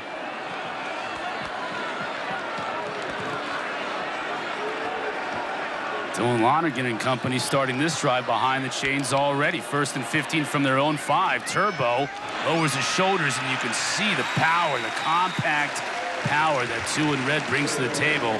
Uluave and Paco Austin combining on the tackle, but it's about 9 yards downfield. This is a great job by Turbo Richard, driving his legs at the first ounce of contact. I mean, you can see him dragging Cade Uluave, who we've talked about highly today.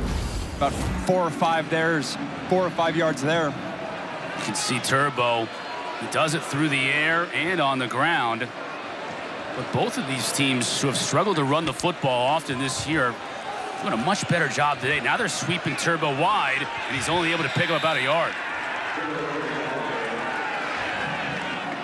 When defensive coordinators talk about fitting their gaps in the run scheme, this is exactly what it looks like. There's a wave of white jerseys traveling to that sideline. That's excellent team pursuit by this Cal defense. Look at this. They're going to try to get it to the outside lane. There's a Cal white defender in every single gap. Nowhere to go, just a sea of Bears tracking down Turbo Richard. BC began this game 3 for 3 on 3rd down. They're 0 for 4 since.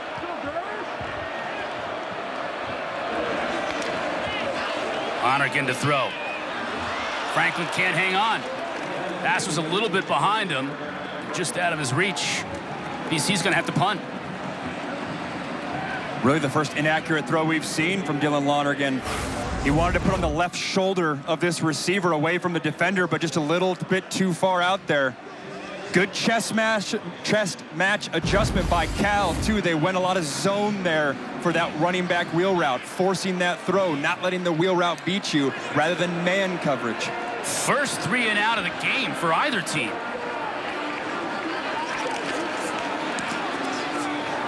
High short kick. DeJesus is going to have to come in and make the fair catch in traffic.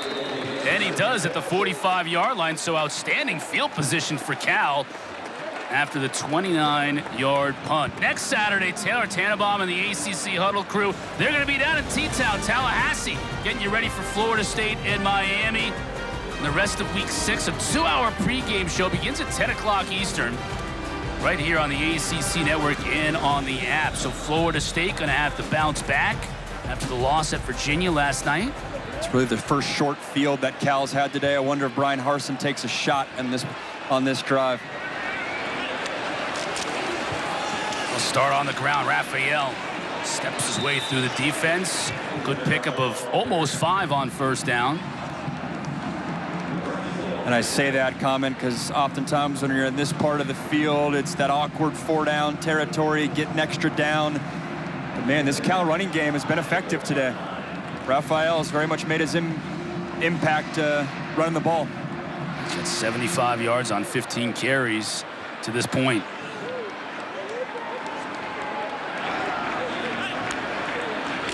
He'll stay with him. Nice job on the tackle on the weak side. That was Anye Wosisi tracked him down. It's good discipline by Wosisi, staying in his gap, a lot of eye candy, jet motion. Again, got a 3rd and 2 for Cal. Had success just feeding the rock to Raphael in the backfield.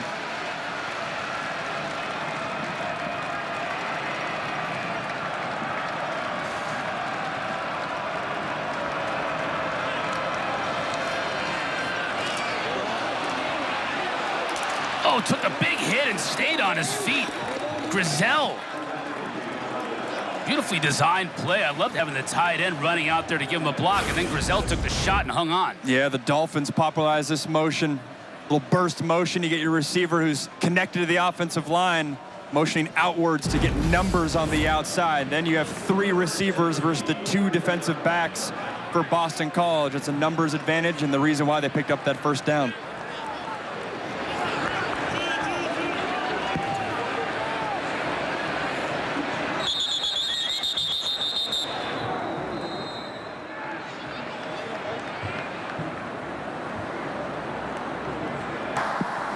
The previous play is under further review. Suspect targeting foul. We're going to have to take another look at this. I didn't see anything in real time.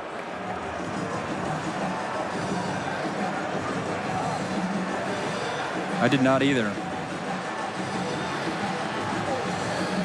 When it is open field, the offensive player technically can be a targeting recipient as well. It's definitely not him here. I don't see anything there.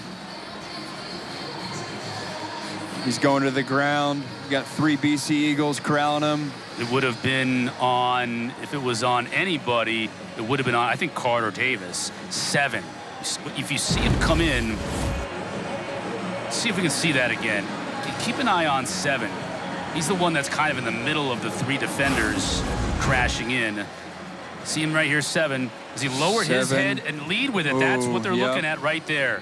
They're looking at 7, whether he leads with the crown of his head and whether the offensive player lowers his head or not. If you're leading with the crown of your helmet, now all of a sudden all bets are off. Crown of the helmet, head or neck area. And is there a lunge towards the head or neck area? The ruling on the field is upheld. No targeting. Yeah, I don't think he got direct contact, so they're gonna let it slide. I like the speedy review though. That was quick. Pause the concur. game, Yes. get in and out. I concur. Have some good momentum in this game right now. Late third quarter. It's been cool last night seeing the Florida State, Virginia, where you get the inside look on the refs and how they're communicating, a little peek behind the curtain. No doubt about it. And a great addition to football. I feel like that's only going to be part of more and more games across both college and NFL. Fresh set of downs for the Bears. Going to the end zone for King. Got him inside the 15. King had his man beat. 21 yards on the pitch and catch. Jordan King's a name we haven't really said, but you got DeJesus running a slant below him, and great job just high pointing the ball. It's been a theme today. JKS has an excellent knack for the touch on the football, layering it there and allowing his players to make a play. Third completion of at least 20 yards. Raphael inside the 10.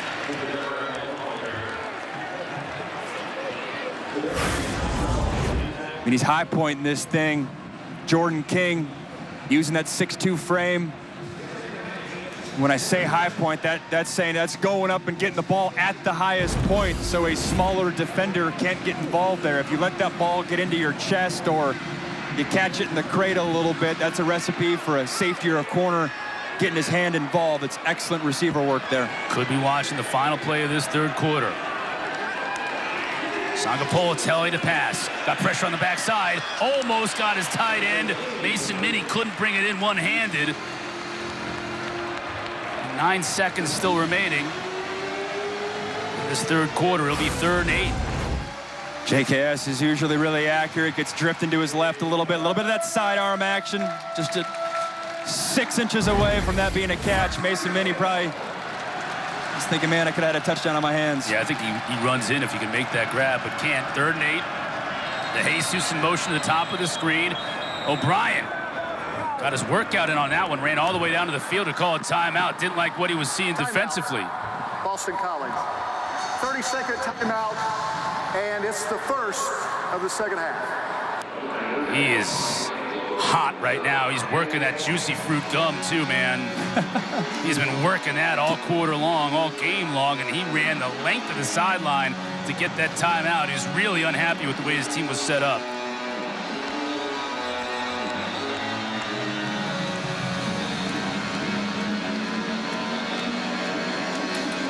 Of course, part of his career, one of the stops he made was working under Bill Belichick with the Patriots.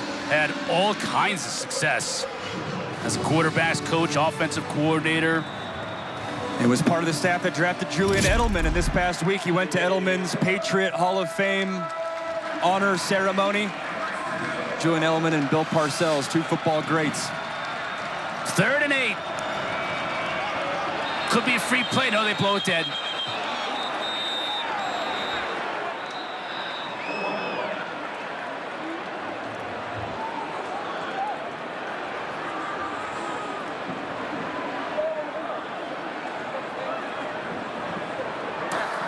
Offside.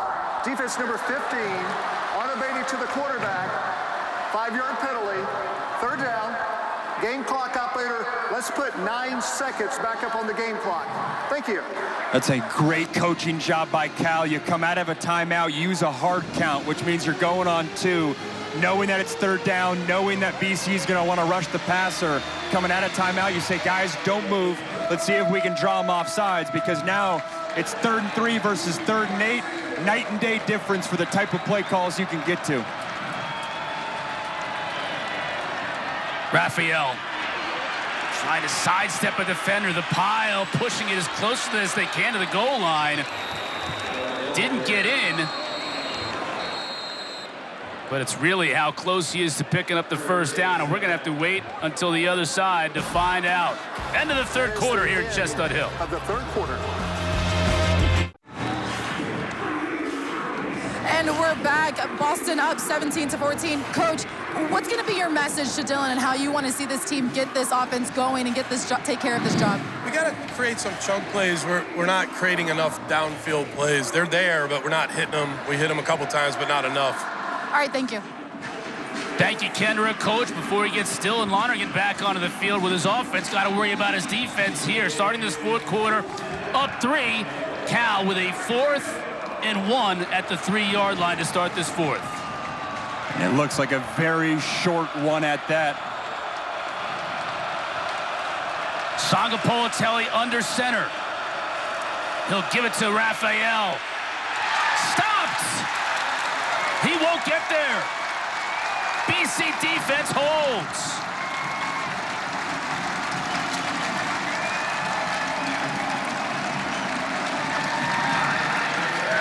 The BC defense bowing up in a big way.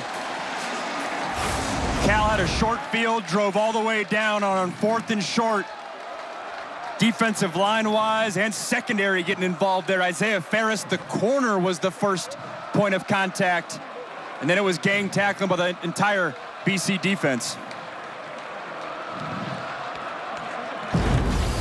Chris, I mean, hindsight's always 20/20. I was a little bit surprised. 14:54, back up on the game clock. I'm sure they thought about kicking it, because right there, Cal had all the momentum.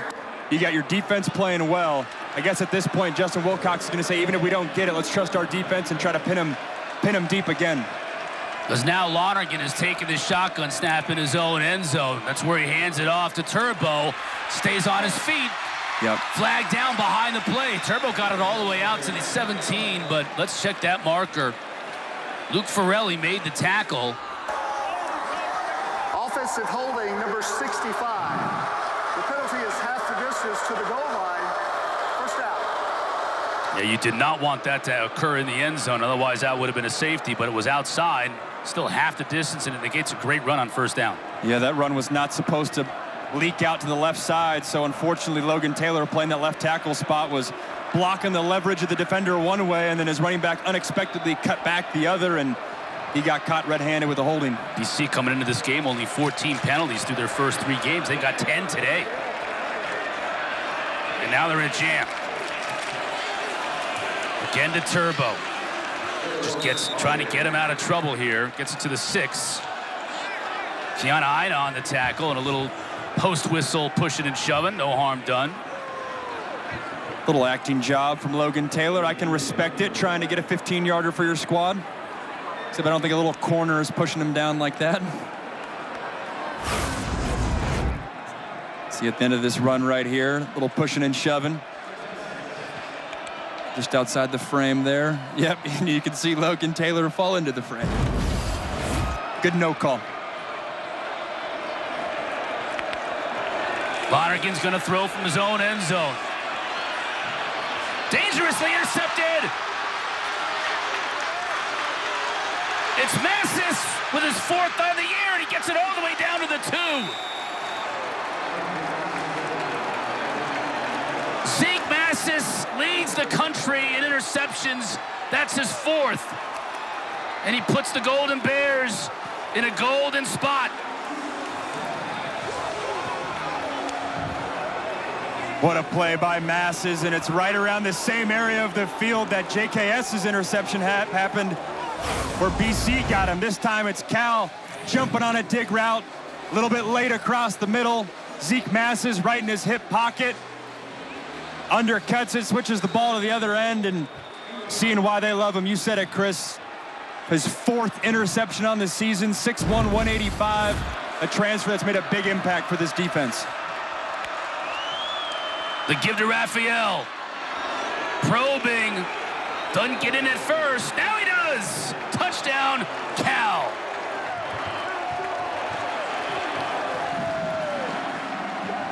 And much to the delight of their fans clad in blue and yellow in the corner, they've taken their first lead of the day here early in the 4th quarter.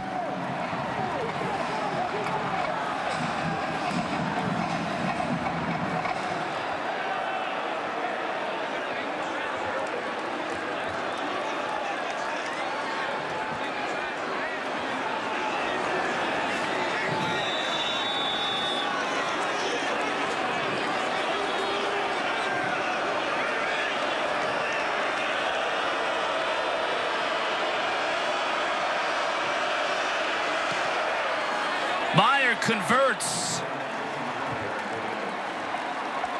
Cal was sleepwalking through the first part of this game. They were down 14-0. They offensively, defensively, special teams. Masses with his 4th pick on the year. And Raphael finishes it off.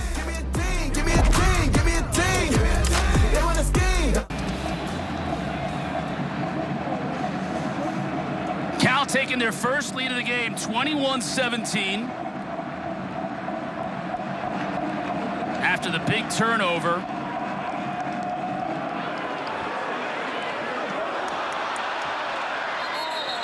That ball picked up at the 29. That's where BC will take over. Zeke Massis, his 4th interception of the year, leads the country. He takes over for a guy in Noah Williams, who led the country last year with 7 picks on the year, part of 4 players drafted off this defense into the NFL. Williams is having a great start to his career with the Chiefs. And Noah Williams had about 7 picks through 2 months of football last year, and then they started throwing the other way and didn't really have much in November. But I mentioned it earlier, this is a defense that somewhat flies under the radar, but they're putting guys into the league, and especially at the secondary spot, safety and corner this past year, doing a lot of good things. Richard, watch out here. It's going to be a foot race. And he stays on his feet for the score. 71 yards. And the Cal lead was short-lived.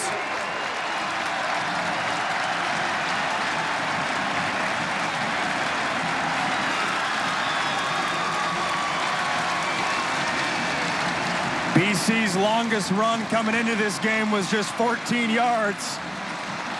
That's going to for sure be the longest run after this. Bill O'Brien was talking explosive plays. He was alluding to it being a pass game thing. Well, when all you have to do is hand the rock off and get explosive plays that way, it's going to make the whole offense happy.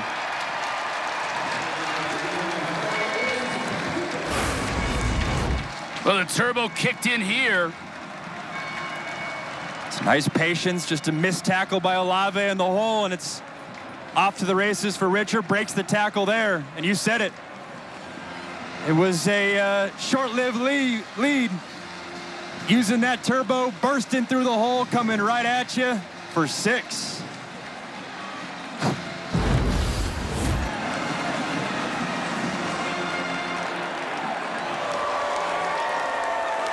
Struggled mightily in their first 3 games of the year, getting the running game going. Offensive coordinator Will Lawing told us earlier in the week that was top of mind to flip that script. They certainly have today, coming in just over 73 yards over their first 3 games per game. And it's just got to be part of their identity too. BC's always going to have big physical offensive linemen, big physical backs. Not necessarily going to be a team that's going to be a space team. Got to get the run game going. To Jesus, can he answer? Forced out of bounds at the 22.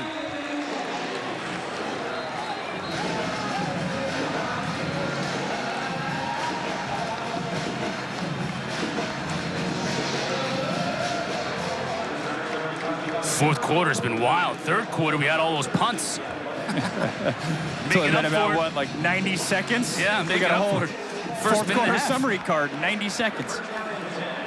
And now it's time for the answer from the freshman. This is where his demeanor, calm, cool, and collected, has to be a strength.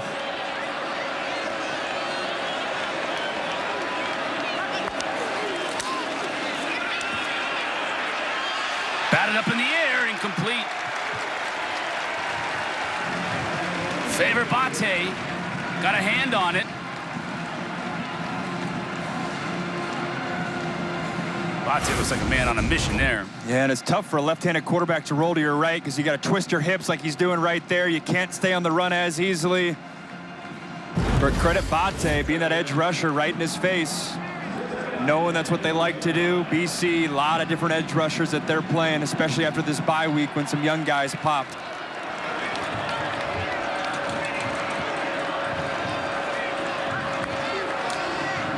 Flag down. Frizzell making the catch, dropped right there by Cunningham. Let's check the marker.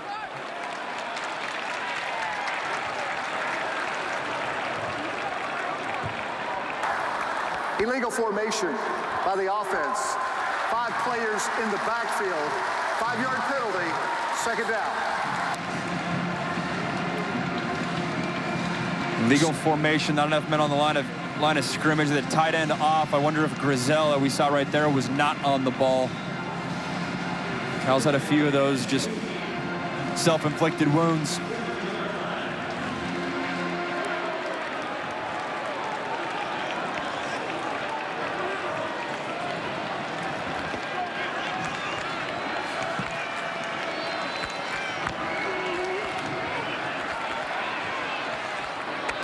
Grisel making that catch.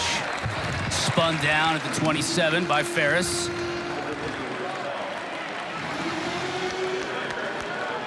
Cal taking advantage of soft coverage. JKS doing a nice job getting the ball out of his hands, finding his one-on-one matchup, and he's going to have to do the same thing here, 3rd and 5. If I'm Cal and I have a weapon like Jacob DeJesus in the slot, he's got to be part of some option route, some rub route. Get those linebackers and safeties thinking about where number 21 is. And that's exactly what Cal's thinking. He's lined up in the backfield.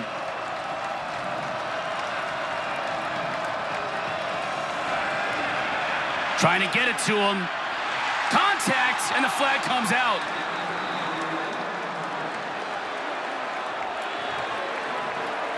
Martinez got out there in coverage. Pass interference, defense, number 29.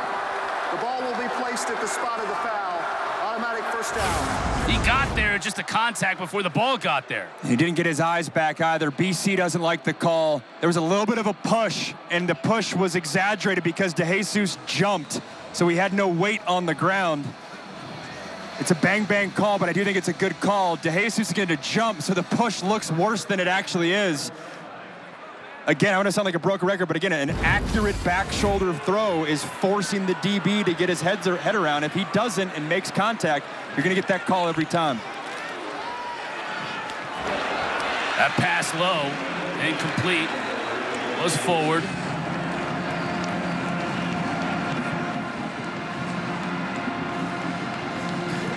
JKS makes the hard throws look easy, and then right there at an easy one at his feet.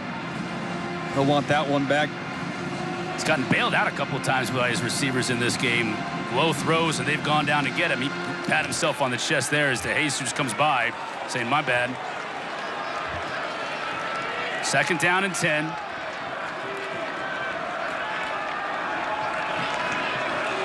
They'll keep it on the ground. Raphael dancing his way to open territory inside of BC territory. Tackled at the 48. Davison Cunningham making the stop, but 18 yards downfield. It's an excellent job by Raphael, just picking his way through that defensive line, quickly getting up on the second-level linebackers, making that first guy miss, and then he just slithers his way through there. He has really shown up today, taking a lot of pressure off his young quarterback's shoulders, and it's been effective.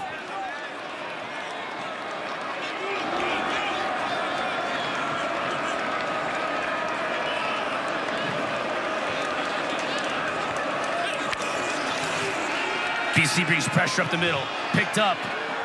Almost a sensational catch by Grisel.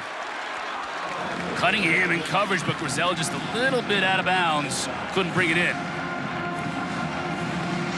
It's been their favorite route. That little jump ball. Been saying the term high point a lot. Trust your big body receiver just a little bit too far outside his frame. Those corners now are very much playing that vertical route, trying to squeeze the receiver against the sideline. I wonder if they counter that with some sort of in-breaking route off of that. Pressure off the edge. Great catch. Looks like DeJesus is going to be just shy of that first down. Good job by JKS getting the ball out of his hands quickly. Jacob DeJesus breaking across the defender's face, picking up some yards. Have to think here, if they went for it on 4th and 1 at the goal line, probably going for it again here if they don't get it.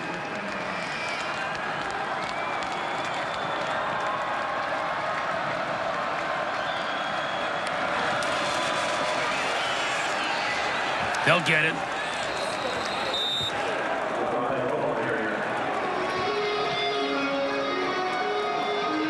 Cal's done a nice job all game. When Boston College gets points, they're responding with effective drives, staying on the field, stabilizing the momentum against them a little bit. It's a good push right there. Again, LJ Johnson's he's that bigger back, short yardage scenarios.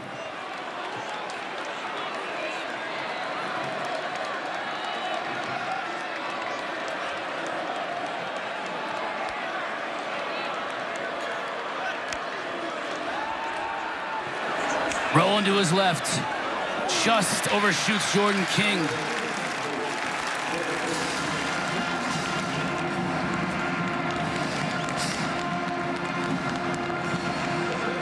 He's going to want that one back. It was a poor throw right here. They motioned Jordan King back and forth to show that it was man coverage. They're dialing up 4 in the slot, and just an inaccurate throw. JKS has been hit a couple times in these recent drives. What if that pressure's getting to him a little bit?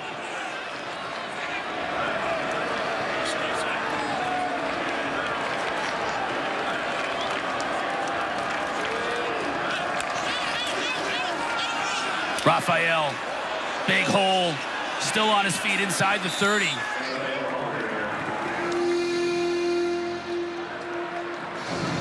He's gone over 100 yards. And when that interior of the offensive line's working, it's a luxury, because Boston College is standing up a lot of defenders trying to confuse the young quarterback, but when you can hand it off to number 1 and he's picking up gains, it's awfully effective, and have to think that's got to be the mindset again here on 3rd and short.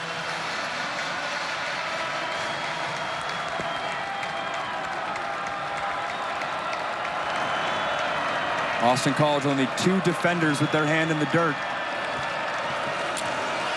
Pressure. Sangapolitelli will keep it, pick up what he can. It's going to be right by the marker. It's going to be a little shy. Yeah, it's a little bit of a rookie mistake, too. As a quarterback, you're always taught when you're going out of bounds, stretch the ball out a little bit. Give yourself that extra 2 feet, because that 2 feet very well could be the difference. It was on this spot.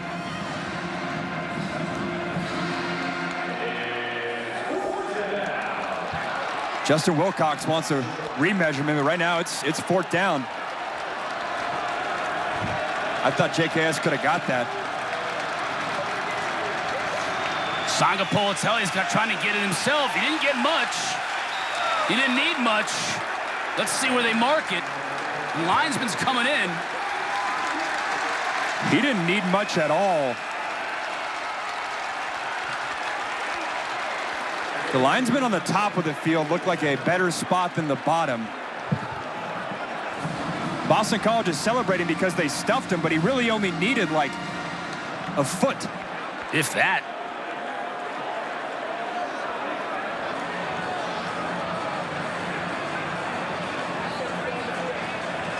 O'Brien doesn't like the spot. He's complaining about the spot. Now, for what used to be a regular occurrence and almost never happens anymore, they're bringing the chains out.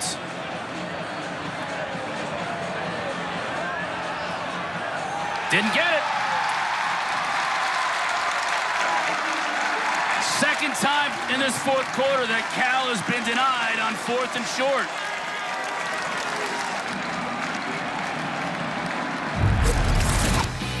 Defenses have been blowing their backs all second half long. The Eagles continue that trend.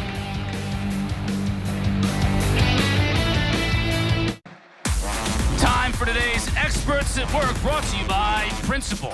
We've been talking about the quarterbacks all day for BC. Dylan Lonergan done some good things early on in that 1st quarter, getting the ball out of his hands quickly, getting into the hands of his playmakers. His legs got involved for the first touchdown of this game. And then Duran Cave Sangapolitelli also getting involved. The high point throws, getting his playmakers the rock, and then the touchdown pass here to Jacob DeJesus, the speedy slot. This was really the one mistake that Lonergan made. JKS had an interception too. But then right after this, which ultimately set up a Cal scoring drive, his buddy Turbo Richard went for a home run for BC to again take the lead in this ball game. BC taking over here after the defense stuffed Cal's offense. Lonergan just 3 of 6 for 29 yards in that pick you saw in the second half. Only 4 first downs for this offense for the entire second half. It's really been that Turbo Richard run that got him the lead back, but that's been almost all of their offense here in the second half. Really feels like it's going to come down to big plays and turnovers, which is the case at every level of football, but that's been the story of this game. Back and forth, both offenses doing some good things, both defenses doing some good things, but who can pop that big play and ultimately prevent the catastrophic turnover?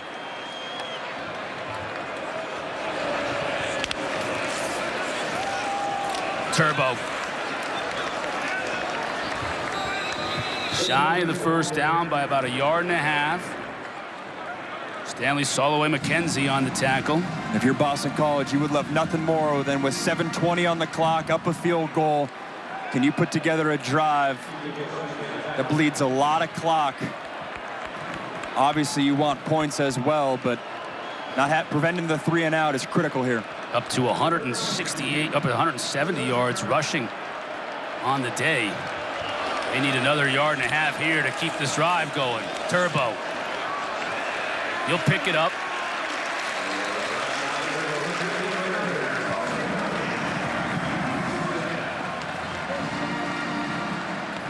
And vice versa on the Cal side, too. They've challenged their defense. He wants to show up. Man, what a day for Turbo Richard. They challenged him during the bye week. They challenged all the running backs and the offensive lines to show up. And, man, he has today 183 total yards. They're feeding him the rock. I commend them staying with him, too. Bill O'Brien, we mentioned it in the first quarter. He had 2 costly fumbles, one at Michigan State, one at Stanford. They're sticking with their bell cow. Lonergan to throw. This time McDonald out of the backfield. Picks up about 4.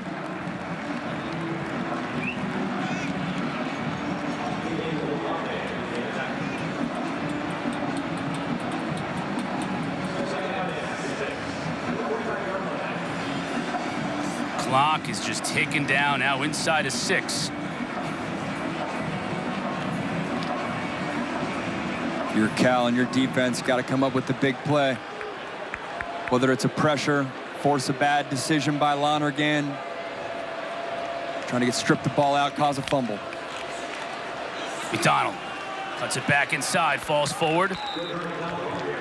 It's a big 3rd down and 3 coming up. Josiah Wagner on the tackle.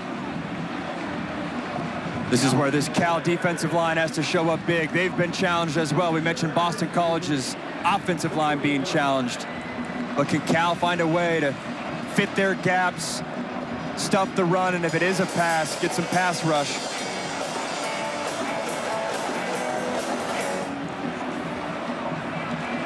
Uluave, the captain. Been a lot of running back wheel routes in this scenario. Do they do it again? Yes, they do. Bring back some pressure. Richard couldn't handle it, as Lonergan had to get rid of it quickly. Massis in coverage. That is an excellent job by Justin Wilcox and his defensive staff, Terrence Brown. They've been throwing these wheel routes all day long. This is the first time in the game they've had the corner trigger on that wheel route.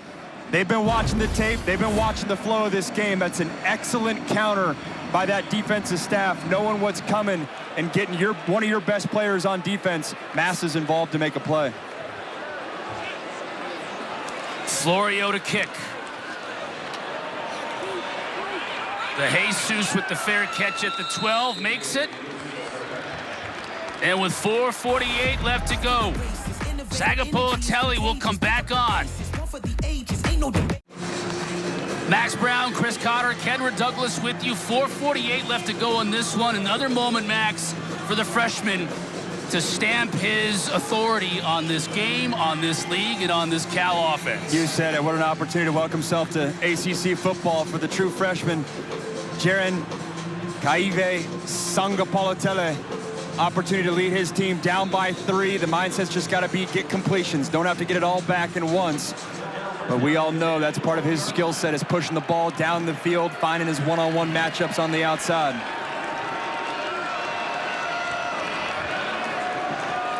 DeJesus in motion. The slot in the top of the field. Sangapolatelli over the middle, hits King. Takes what the defense gives him. That's 10 yards and a first down. I really like King. We hadn't really talked much about him going into the game, but he's a bigger body receiver. I mean, right there, they were lining him up as a really H-back tight end type of position. Can do the slot as well. These weapons for Cal, I think coming out of this game, they learned a lot about their receiver unit.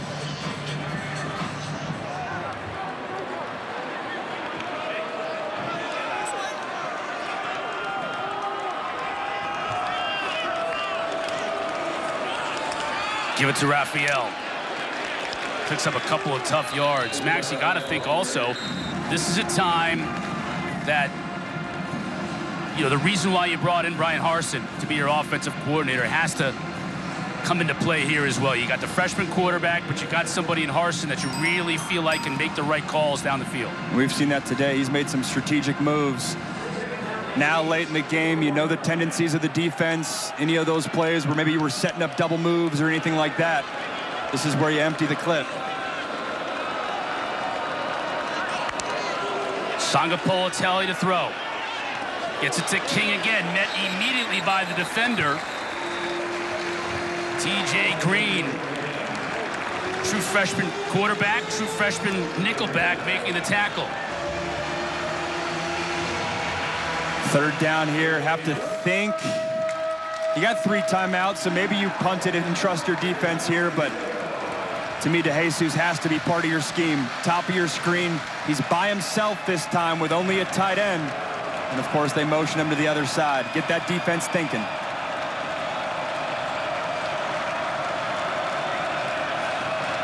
Sangapolatelli changing it up.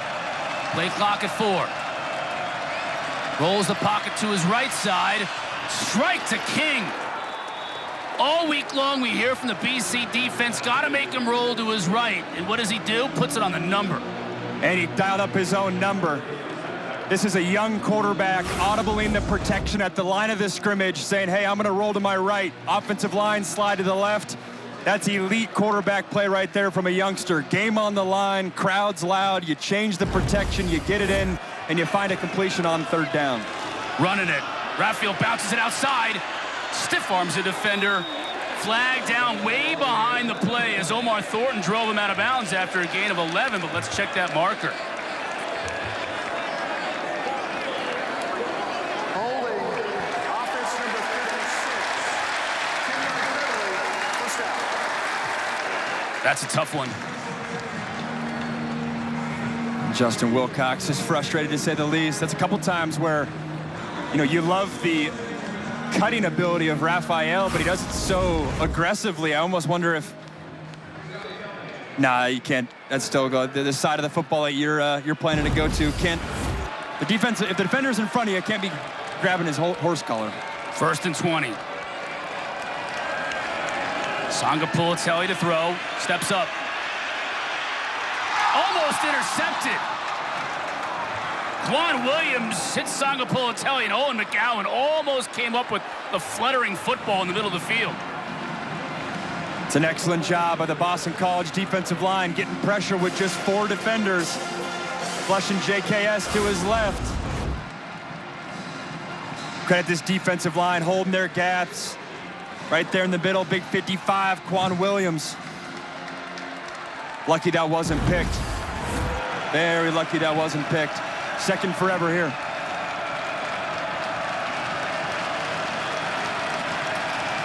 King in motion. Sangapolatelli has time. Grizel makes the catch. Ferris on the tackle. 2-minute timeout. Big third down coming up. Coming up tonight, 7:30 Eastern. Got a battle by the Bay on the ACC Network. Stanford hosting San Jose State in Palo Alto. Not only is it on the ACC Network, but also on the ESPN app. Gorgeous shot of the Charles River. Boston, beautiful night, sunset. We got a beautiful finish to a football game here. Cal hopes they can extend this drive. It's obviously 4-down territory coming out of the 2-minute timeout, but it's 3rd and 11 here.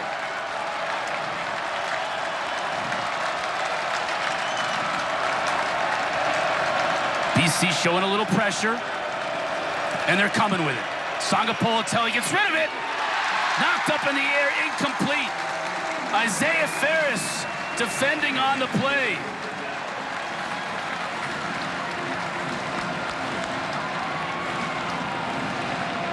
They put Ferris on an island, one-on-one. Grizel's had the better side of that matchup, feels like most of today. But that's an excellent job by Isaiah Ferris. We haven't said it once today, but both starting corners for BC out. So guys like Ferris and Max Tucker on the other side have been challenged all day. 4th down.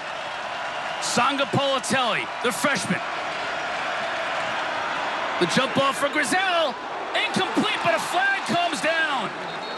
This time Ferris is going to get called for the PI.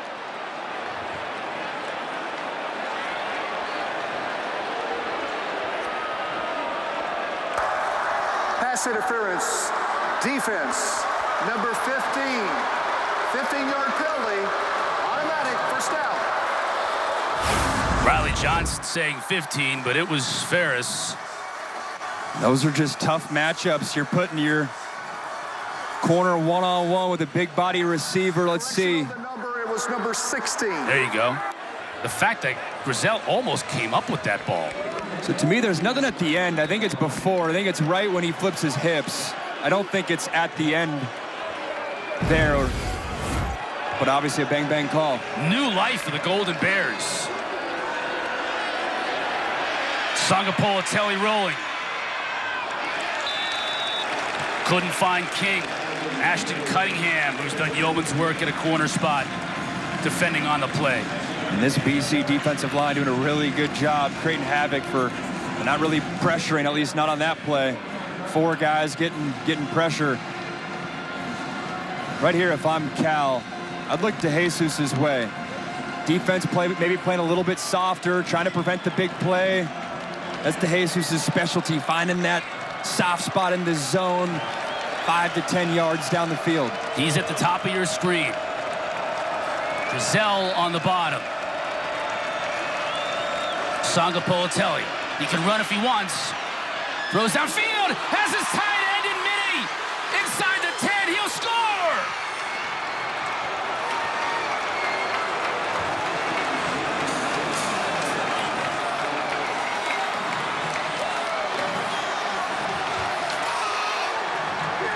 JKS loves rolling to his left, or at least getting flush to his left.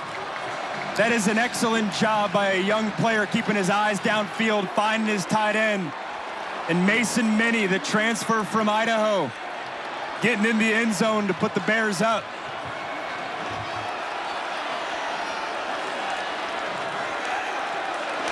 Meyer with a big PAT to make the advantage 4. And he hits it. 51 yards. The strike to Mason Minnie. For a young quarterback to navigate the pocket, got every temptation to tuck it and run it. He says, nah, I'm a pocket passer. Keeps his eyes downfield, rips a tight spiral through every layer of the defense. And he had to know it right when it left his fingertips, putting it on a spot and allowing his tight end to go do something with it. It is so impressive that this Cal team puts the keys in JKS's hand, says go win us a game. There's no sense of him being a young guy. There's no sense of we got to protect him, or we're worried about him, or we only can call certain plays. They feel like they have an absolute baller as their signal caller. He's shown that through the first month of the season. That man right there thinks he's got one too, and there's still a minute and a half left to go in this game. And as we said when Sangapolatelli took the field, we'll say it again when Lonergan takes the field. An opportunity for him to put his stamp on this program early.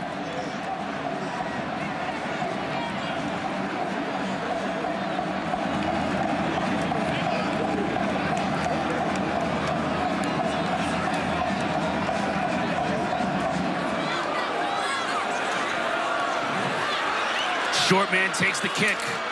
Just to make sure he hangs on to it. Took a lick, but does hang on to it at the 26. These two quarterbacks have put on a show for us tonight. It's Lonergan's turn here in the second half. He's just 4 for 8 for 33 yards hitting that pick. You can flip that script around here in the next minute and a half. And it definitely feels like, I know the stats right there don't necessarily look as pretty, but it feels like Lonergan's played really well today.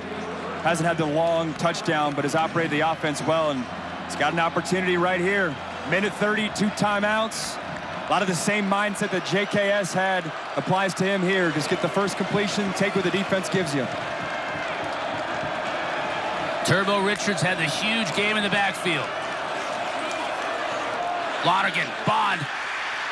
Lonergan's going to throw it to his man. 11 in red, being checked by Zeke Massis, and he comes down with it. And we haven't called Lewis Bond's name a lot in this second half. That was an absolute dart right there. That was an excellent throw by Lonergan. I thought he had someone open underneath, could have got him. Forced issue to his playmaker. Flag down. We had movement for Boston College. That's Bond's first target in the second half. You're right about that. Hadn't mentioned him at all.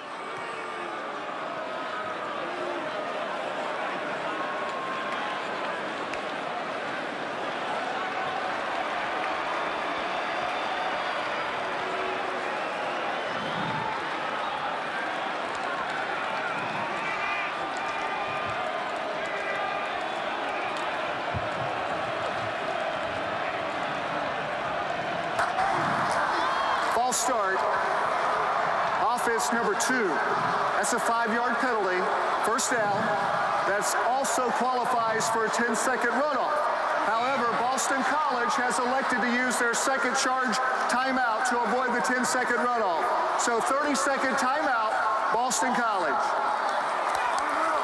That is the 13th penalty for 105 yards against BC today. I'm a little confused. I would rather have 2 timeouts in 63 seconds than 1 timeout in 73 seconds. Unless he just wanted to regroup his guys. That, to me, doesn't make sense. That must be it. He wants to regroup his guys. Must feel like they're disoriented after that penalty, not getting lined up. I'm just impressed with the math. Those 3 degrees you've got hanging on the wall. Right after I said that last week, I had my college group chat, like, nice flex, Max. I was like, I wasn't flexing. Cotter teed it up for me. I'm no brainiac. I just was in college year-round for 5 years at 2 different schools. You just show up to class and get a degree at the end of the day. And at the end of this day, it's 1 timeout right now. And we'll be back at Pitt next week, too. It'll be a little bit of a homecoming. We will. We'll have BC at Pitt next week. BC hoping to get back in the win column before we get into the Steel City. Lonergan, tight end, watch out here. Took a big hit. Held on to the ball, but didn't make much of a gain. Wagner on the hit. That was a big hit because it keeps the clock rolling. And now that BC's behind the sticks, Cal will give that to them all day. The underneath stuff and then rally to make a tackle. Lonergan. Again, his Chudzinski makes the catch out of bounds. And now we've got a big play here. That's a nice job by Chudzinski for a true freshman to get popped like that on the play before. And then you respond with getting a catch and your feet in bounds. Good job of the young tight end. 3rd down and 3 with under a minute left.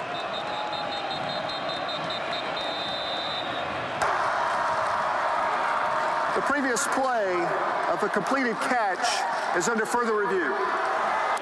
They're going to make sure that Kalen Chudzinski wasn't bobbling it when he went out of bounds.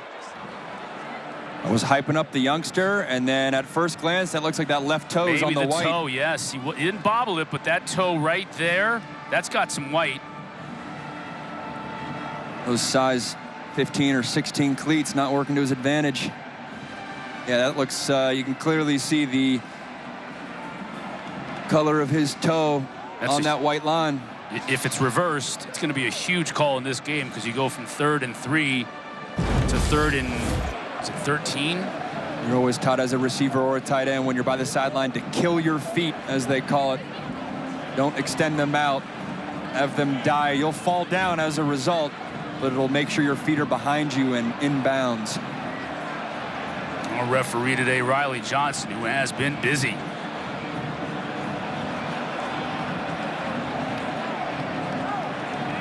Concert with our replay official.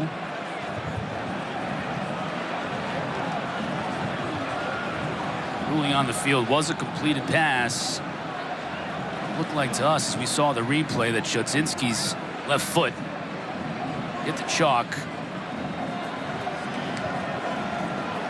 There was the bang-bang play on whatever this call ends up being, and the bang-bang spot for JKS by the first down early on in this fourth quarter. Literally coming down to a matter of inches in this game. After further review, the ruling on the field is upheld. Wow, okay. That to me is a shocker. It's a break. That to me is a shocker. And it's a good break for Boston College. Now can they take advantage of it? I guess it's a call on the field was in bounds, not enough to overturn it. To me, there was enough to overturn it. I'd be very frustrated if I was Justin Wilcox. No time to dwell on it. 4-down territory for BC. Lonergan's 3 for 3 on this drive. They'll bring Turbo back into the backfield, and now a flag.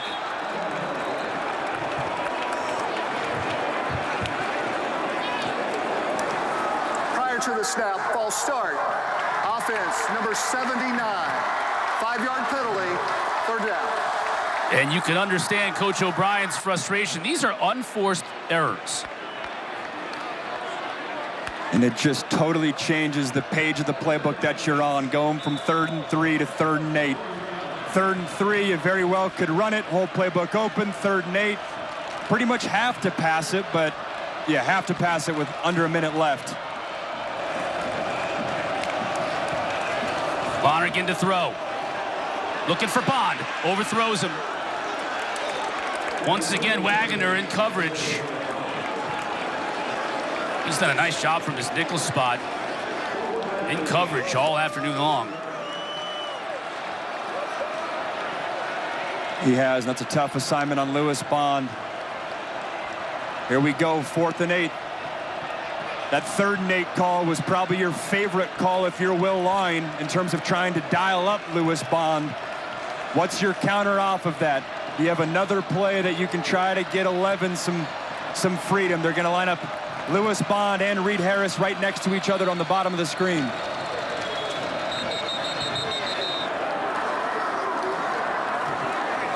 Second timeout. Cal.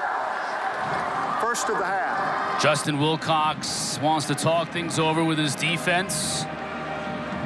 Terrence Brown, co-DC defensive backs coach. Fixa Odo, also co-DC, the linebackers coach on this team. So Odo is down on the field. Brown is up in the booth. Here you see Coach Brown far right. Makes the defensive calls.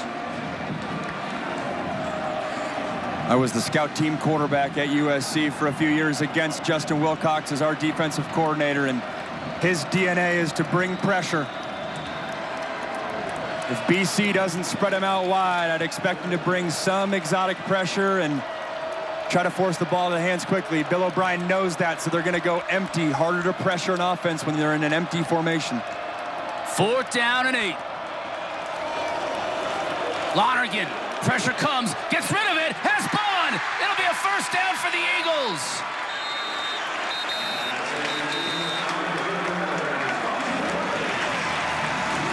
That is an excellent job by Dylan Lonergan. Game on the line, you hang in the pocket, you find your playmaker, get the ball out of your hands with an accurate throw. That's great quarterback play and excellent receiver play as well. Lonergan steps up. Yep. Flag down. Tried to get it to Reed Harris. Massis was in coverage.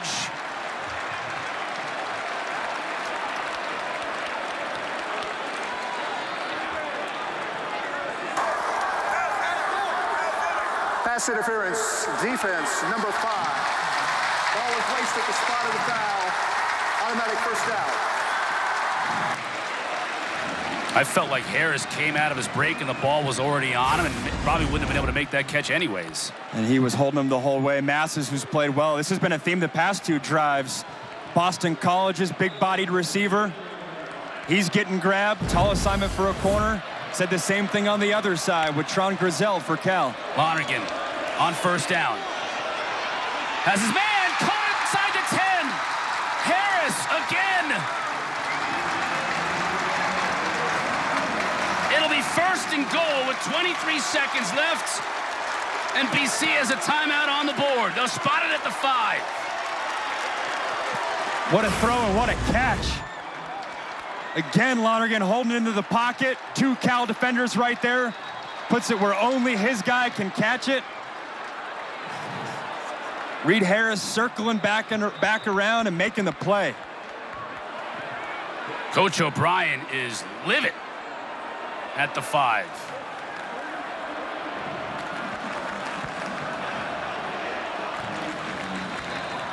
Game clock operator, let's put 23 seconds back up on the game clock and start it on the snap of the football. BC's got the 1 timeout. Lonergan 5 for 6 for 68 yards on this drive. Take another look at this catch too. Reed Harris, excellent job coming down with that thing. Check that, going right to the play. Clock will start on the snap. BC's got the 1 timeout. Turbo's in the backfield with Lonergan. Lonergan to throw. Looking in the end zone. Incomplete. Harris had it.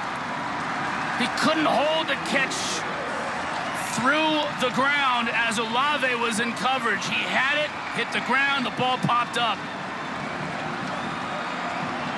And it was close. It was Cam Sidney who kind of ignored the football and just put a hit straight on Reed Harris.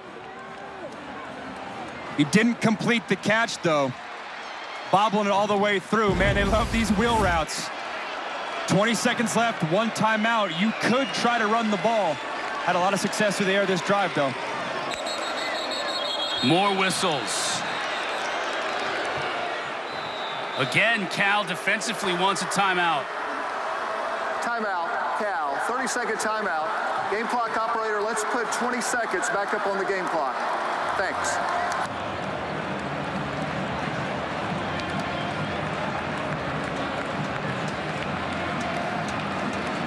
So if you're in Lonergan, there's no rush. You got 1 timeout. You obviously don't want to take a stack. That would be the worst case scenario. But you don't have to rush in terms of getting the ball out of your hands quickly. You're just playing normal football here. BC started this drive on their own 25 with 1:26 remaining.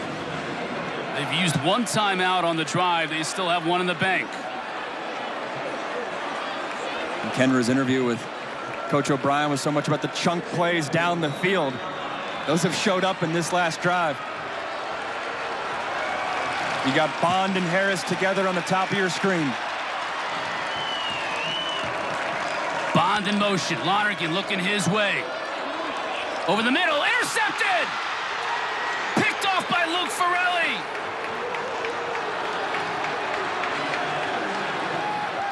Flags all over the place as Cal celebrates.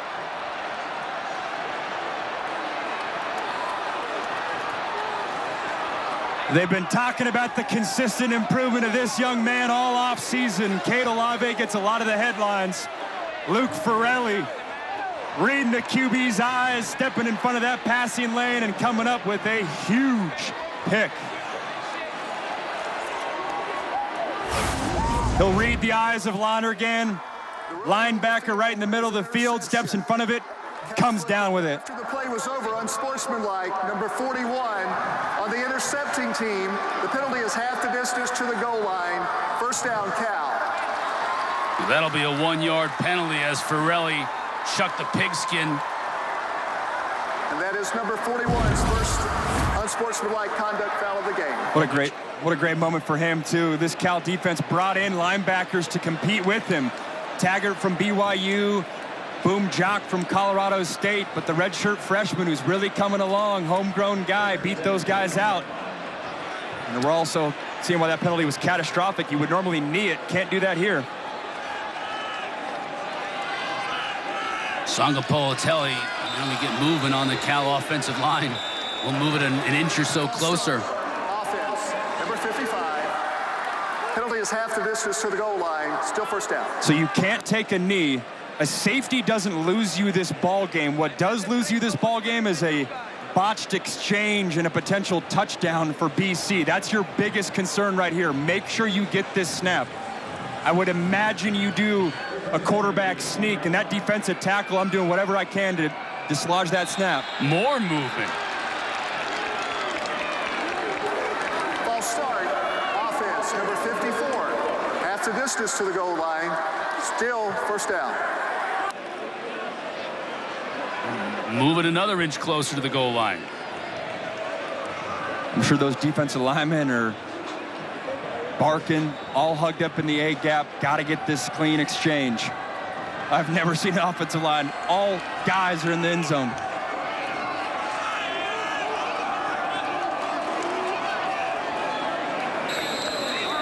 Sangapolateli pushes the pile just enough, about a foot. And BC will use their last timeout. Third and final timeout of the half. Game clock operator, let's put 12 seconds back up on the game clock. Thank you. I would imagine a lot of head coaches around the country are clipping this play about understanding football to not have that 15-yard penalty, as you're seeing JKS hobble a little bit here. You don't want that.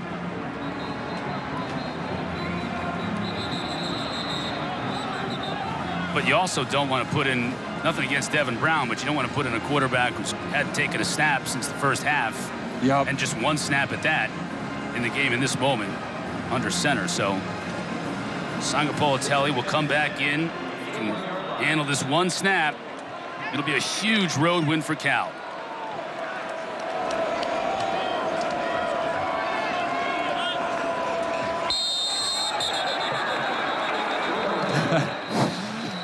Welcome to college football. They're still kids.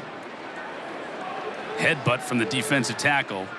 Until Cal's pointing the other way. Boston College, I'm sure, is trying to simulate the cadence to create havoc.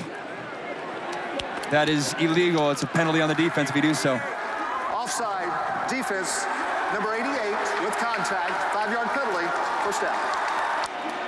Cedarius McConnell on the zero technique, headbutting the center. He'll move it 5 yards, and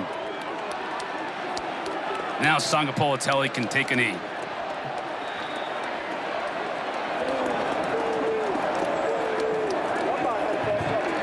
What a game, back and forth.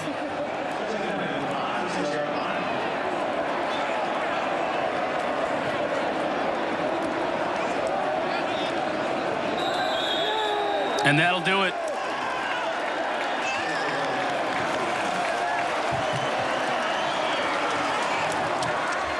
What a game. Saw a little bit of everything. Credit that man right there, Luke Ferrelli, with the game-clinching interception.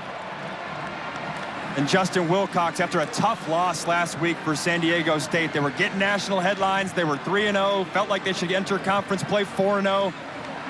San Diego State snuck up on them. They respond this week with their first conference win. They also, after getting shellacked 34-0 on the road last weekend, went on the road again and traveled completely across the country to Boston for this one, and they were down 14-0 in the first quarter, early in the first quarter, and that man right there, his first pass attempt was intercepted.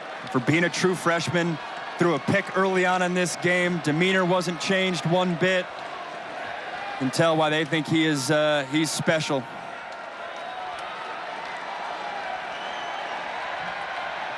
Jaron Kiave Sangapolateli standing by with Kendra Douglas from the field.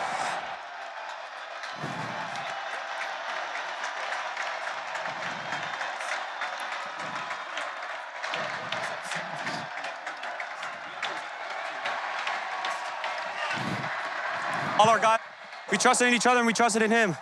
But, you know, just the fans coming out and showing love, you know, it's just a great testament how deep our fan base is and, you know, how much love they always show to us. You find Mason Minnie for that 51-yard touchdown to really put you guys up on top. Just walk me through that play. What did you see?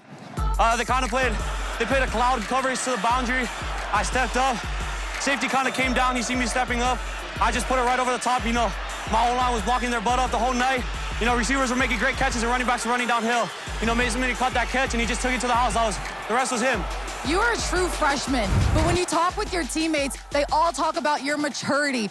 Just tell me, where does that confidence come from? the confidence comes from, my Lord and Savior Jesus. And just knowing that with him by my side, I can do all things. And, especially my parents, my parents always just keeping me humble and just making sure when my time comes, I'm ready for it. And, especially with my coaches, preparing me throughout the whole off season, just getting me ready for big games like this. We had a great game today, and yeah, I'm glad we finished out with a win. Jaron, congrats on the win. Thank you. Thank you. 19 years of age. Boy, is the future bright for that young man and this Cal Bears team. What a road win for the Bears. For Max Brown and Kendra Douglas, I'm Chris Cotter saying so long from Chestnut Hill, Massachusetts. Send you to Kelsey Riggs Cuff in the studio.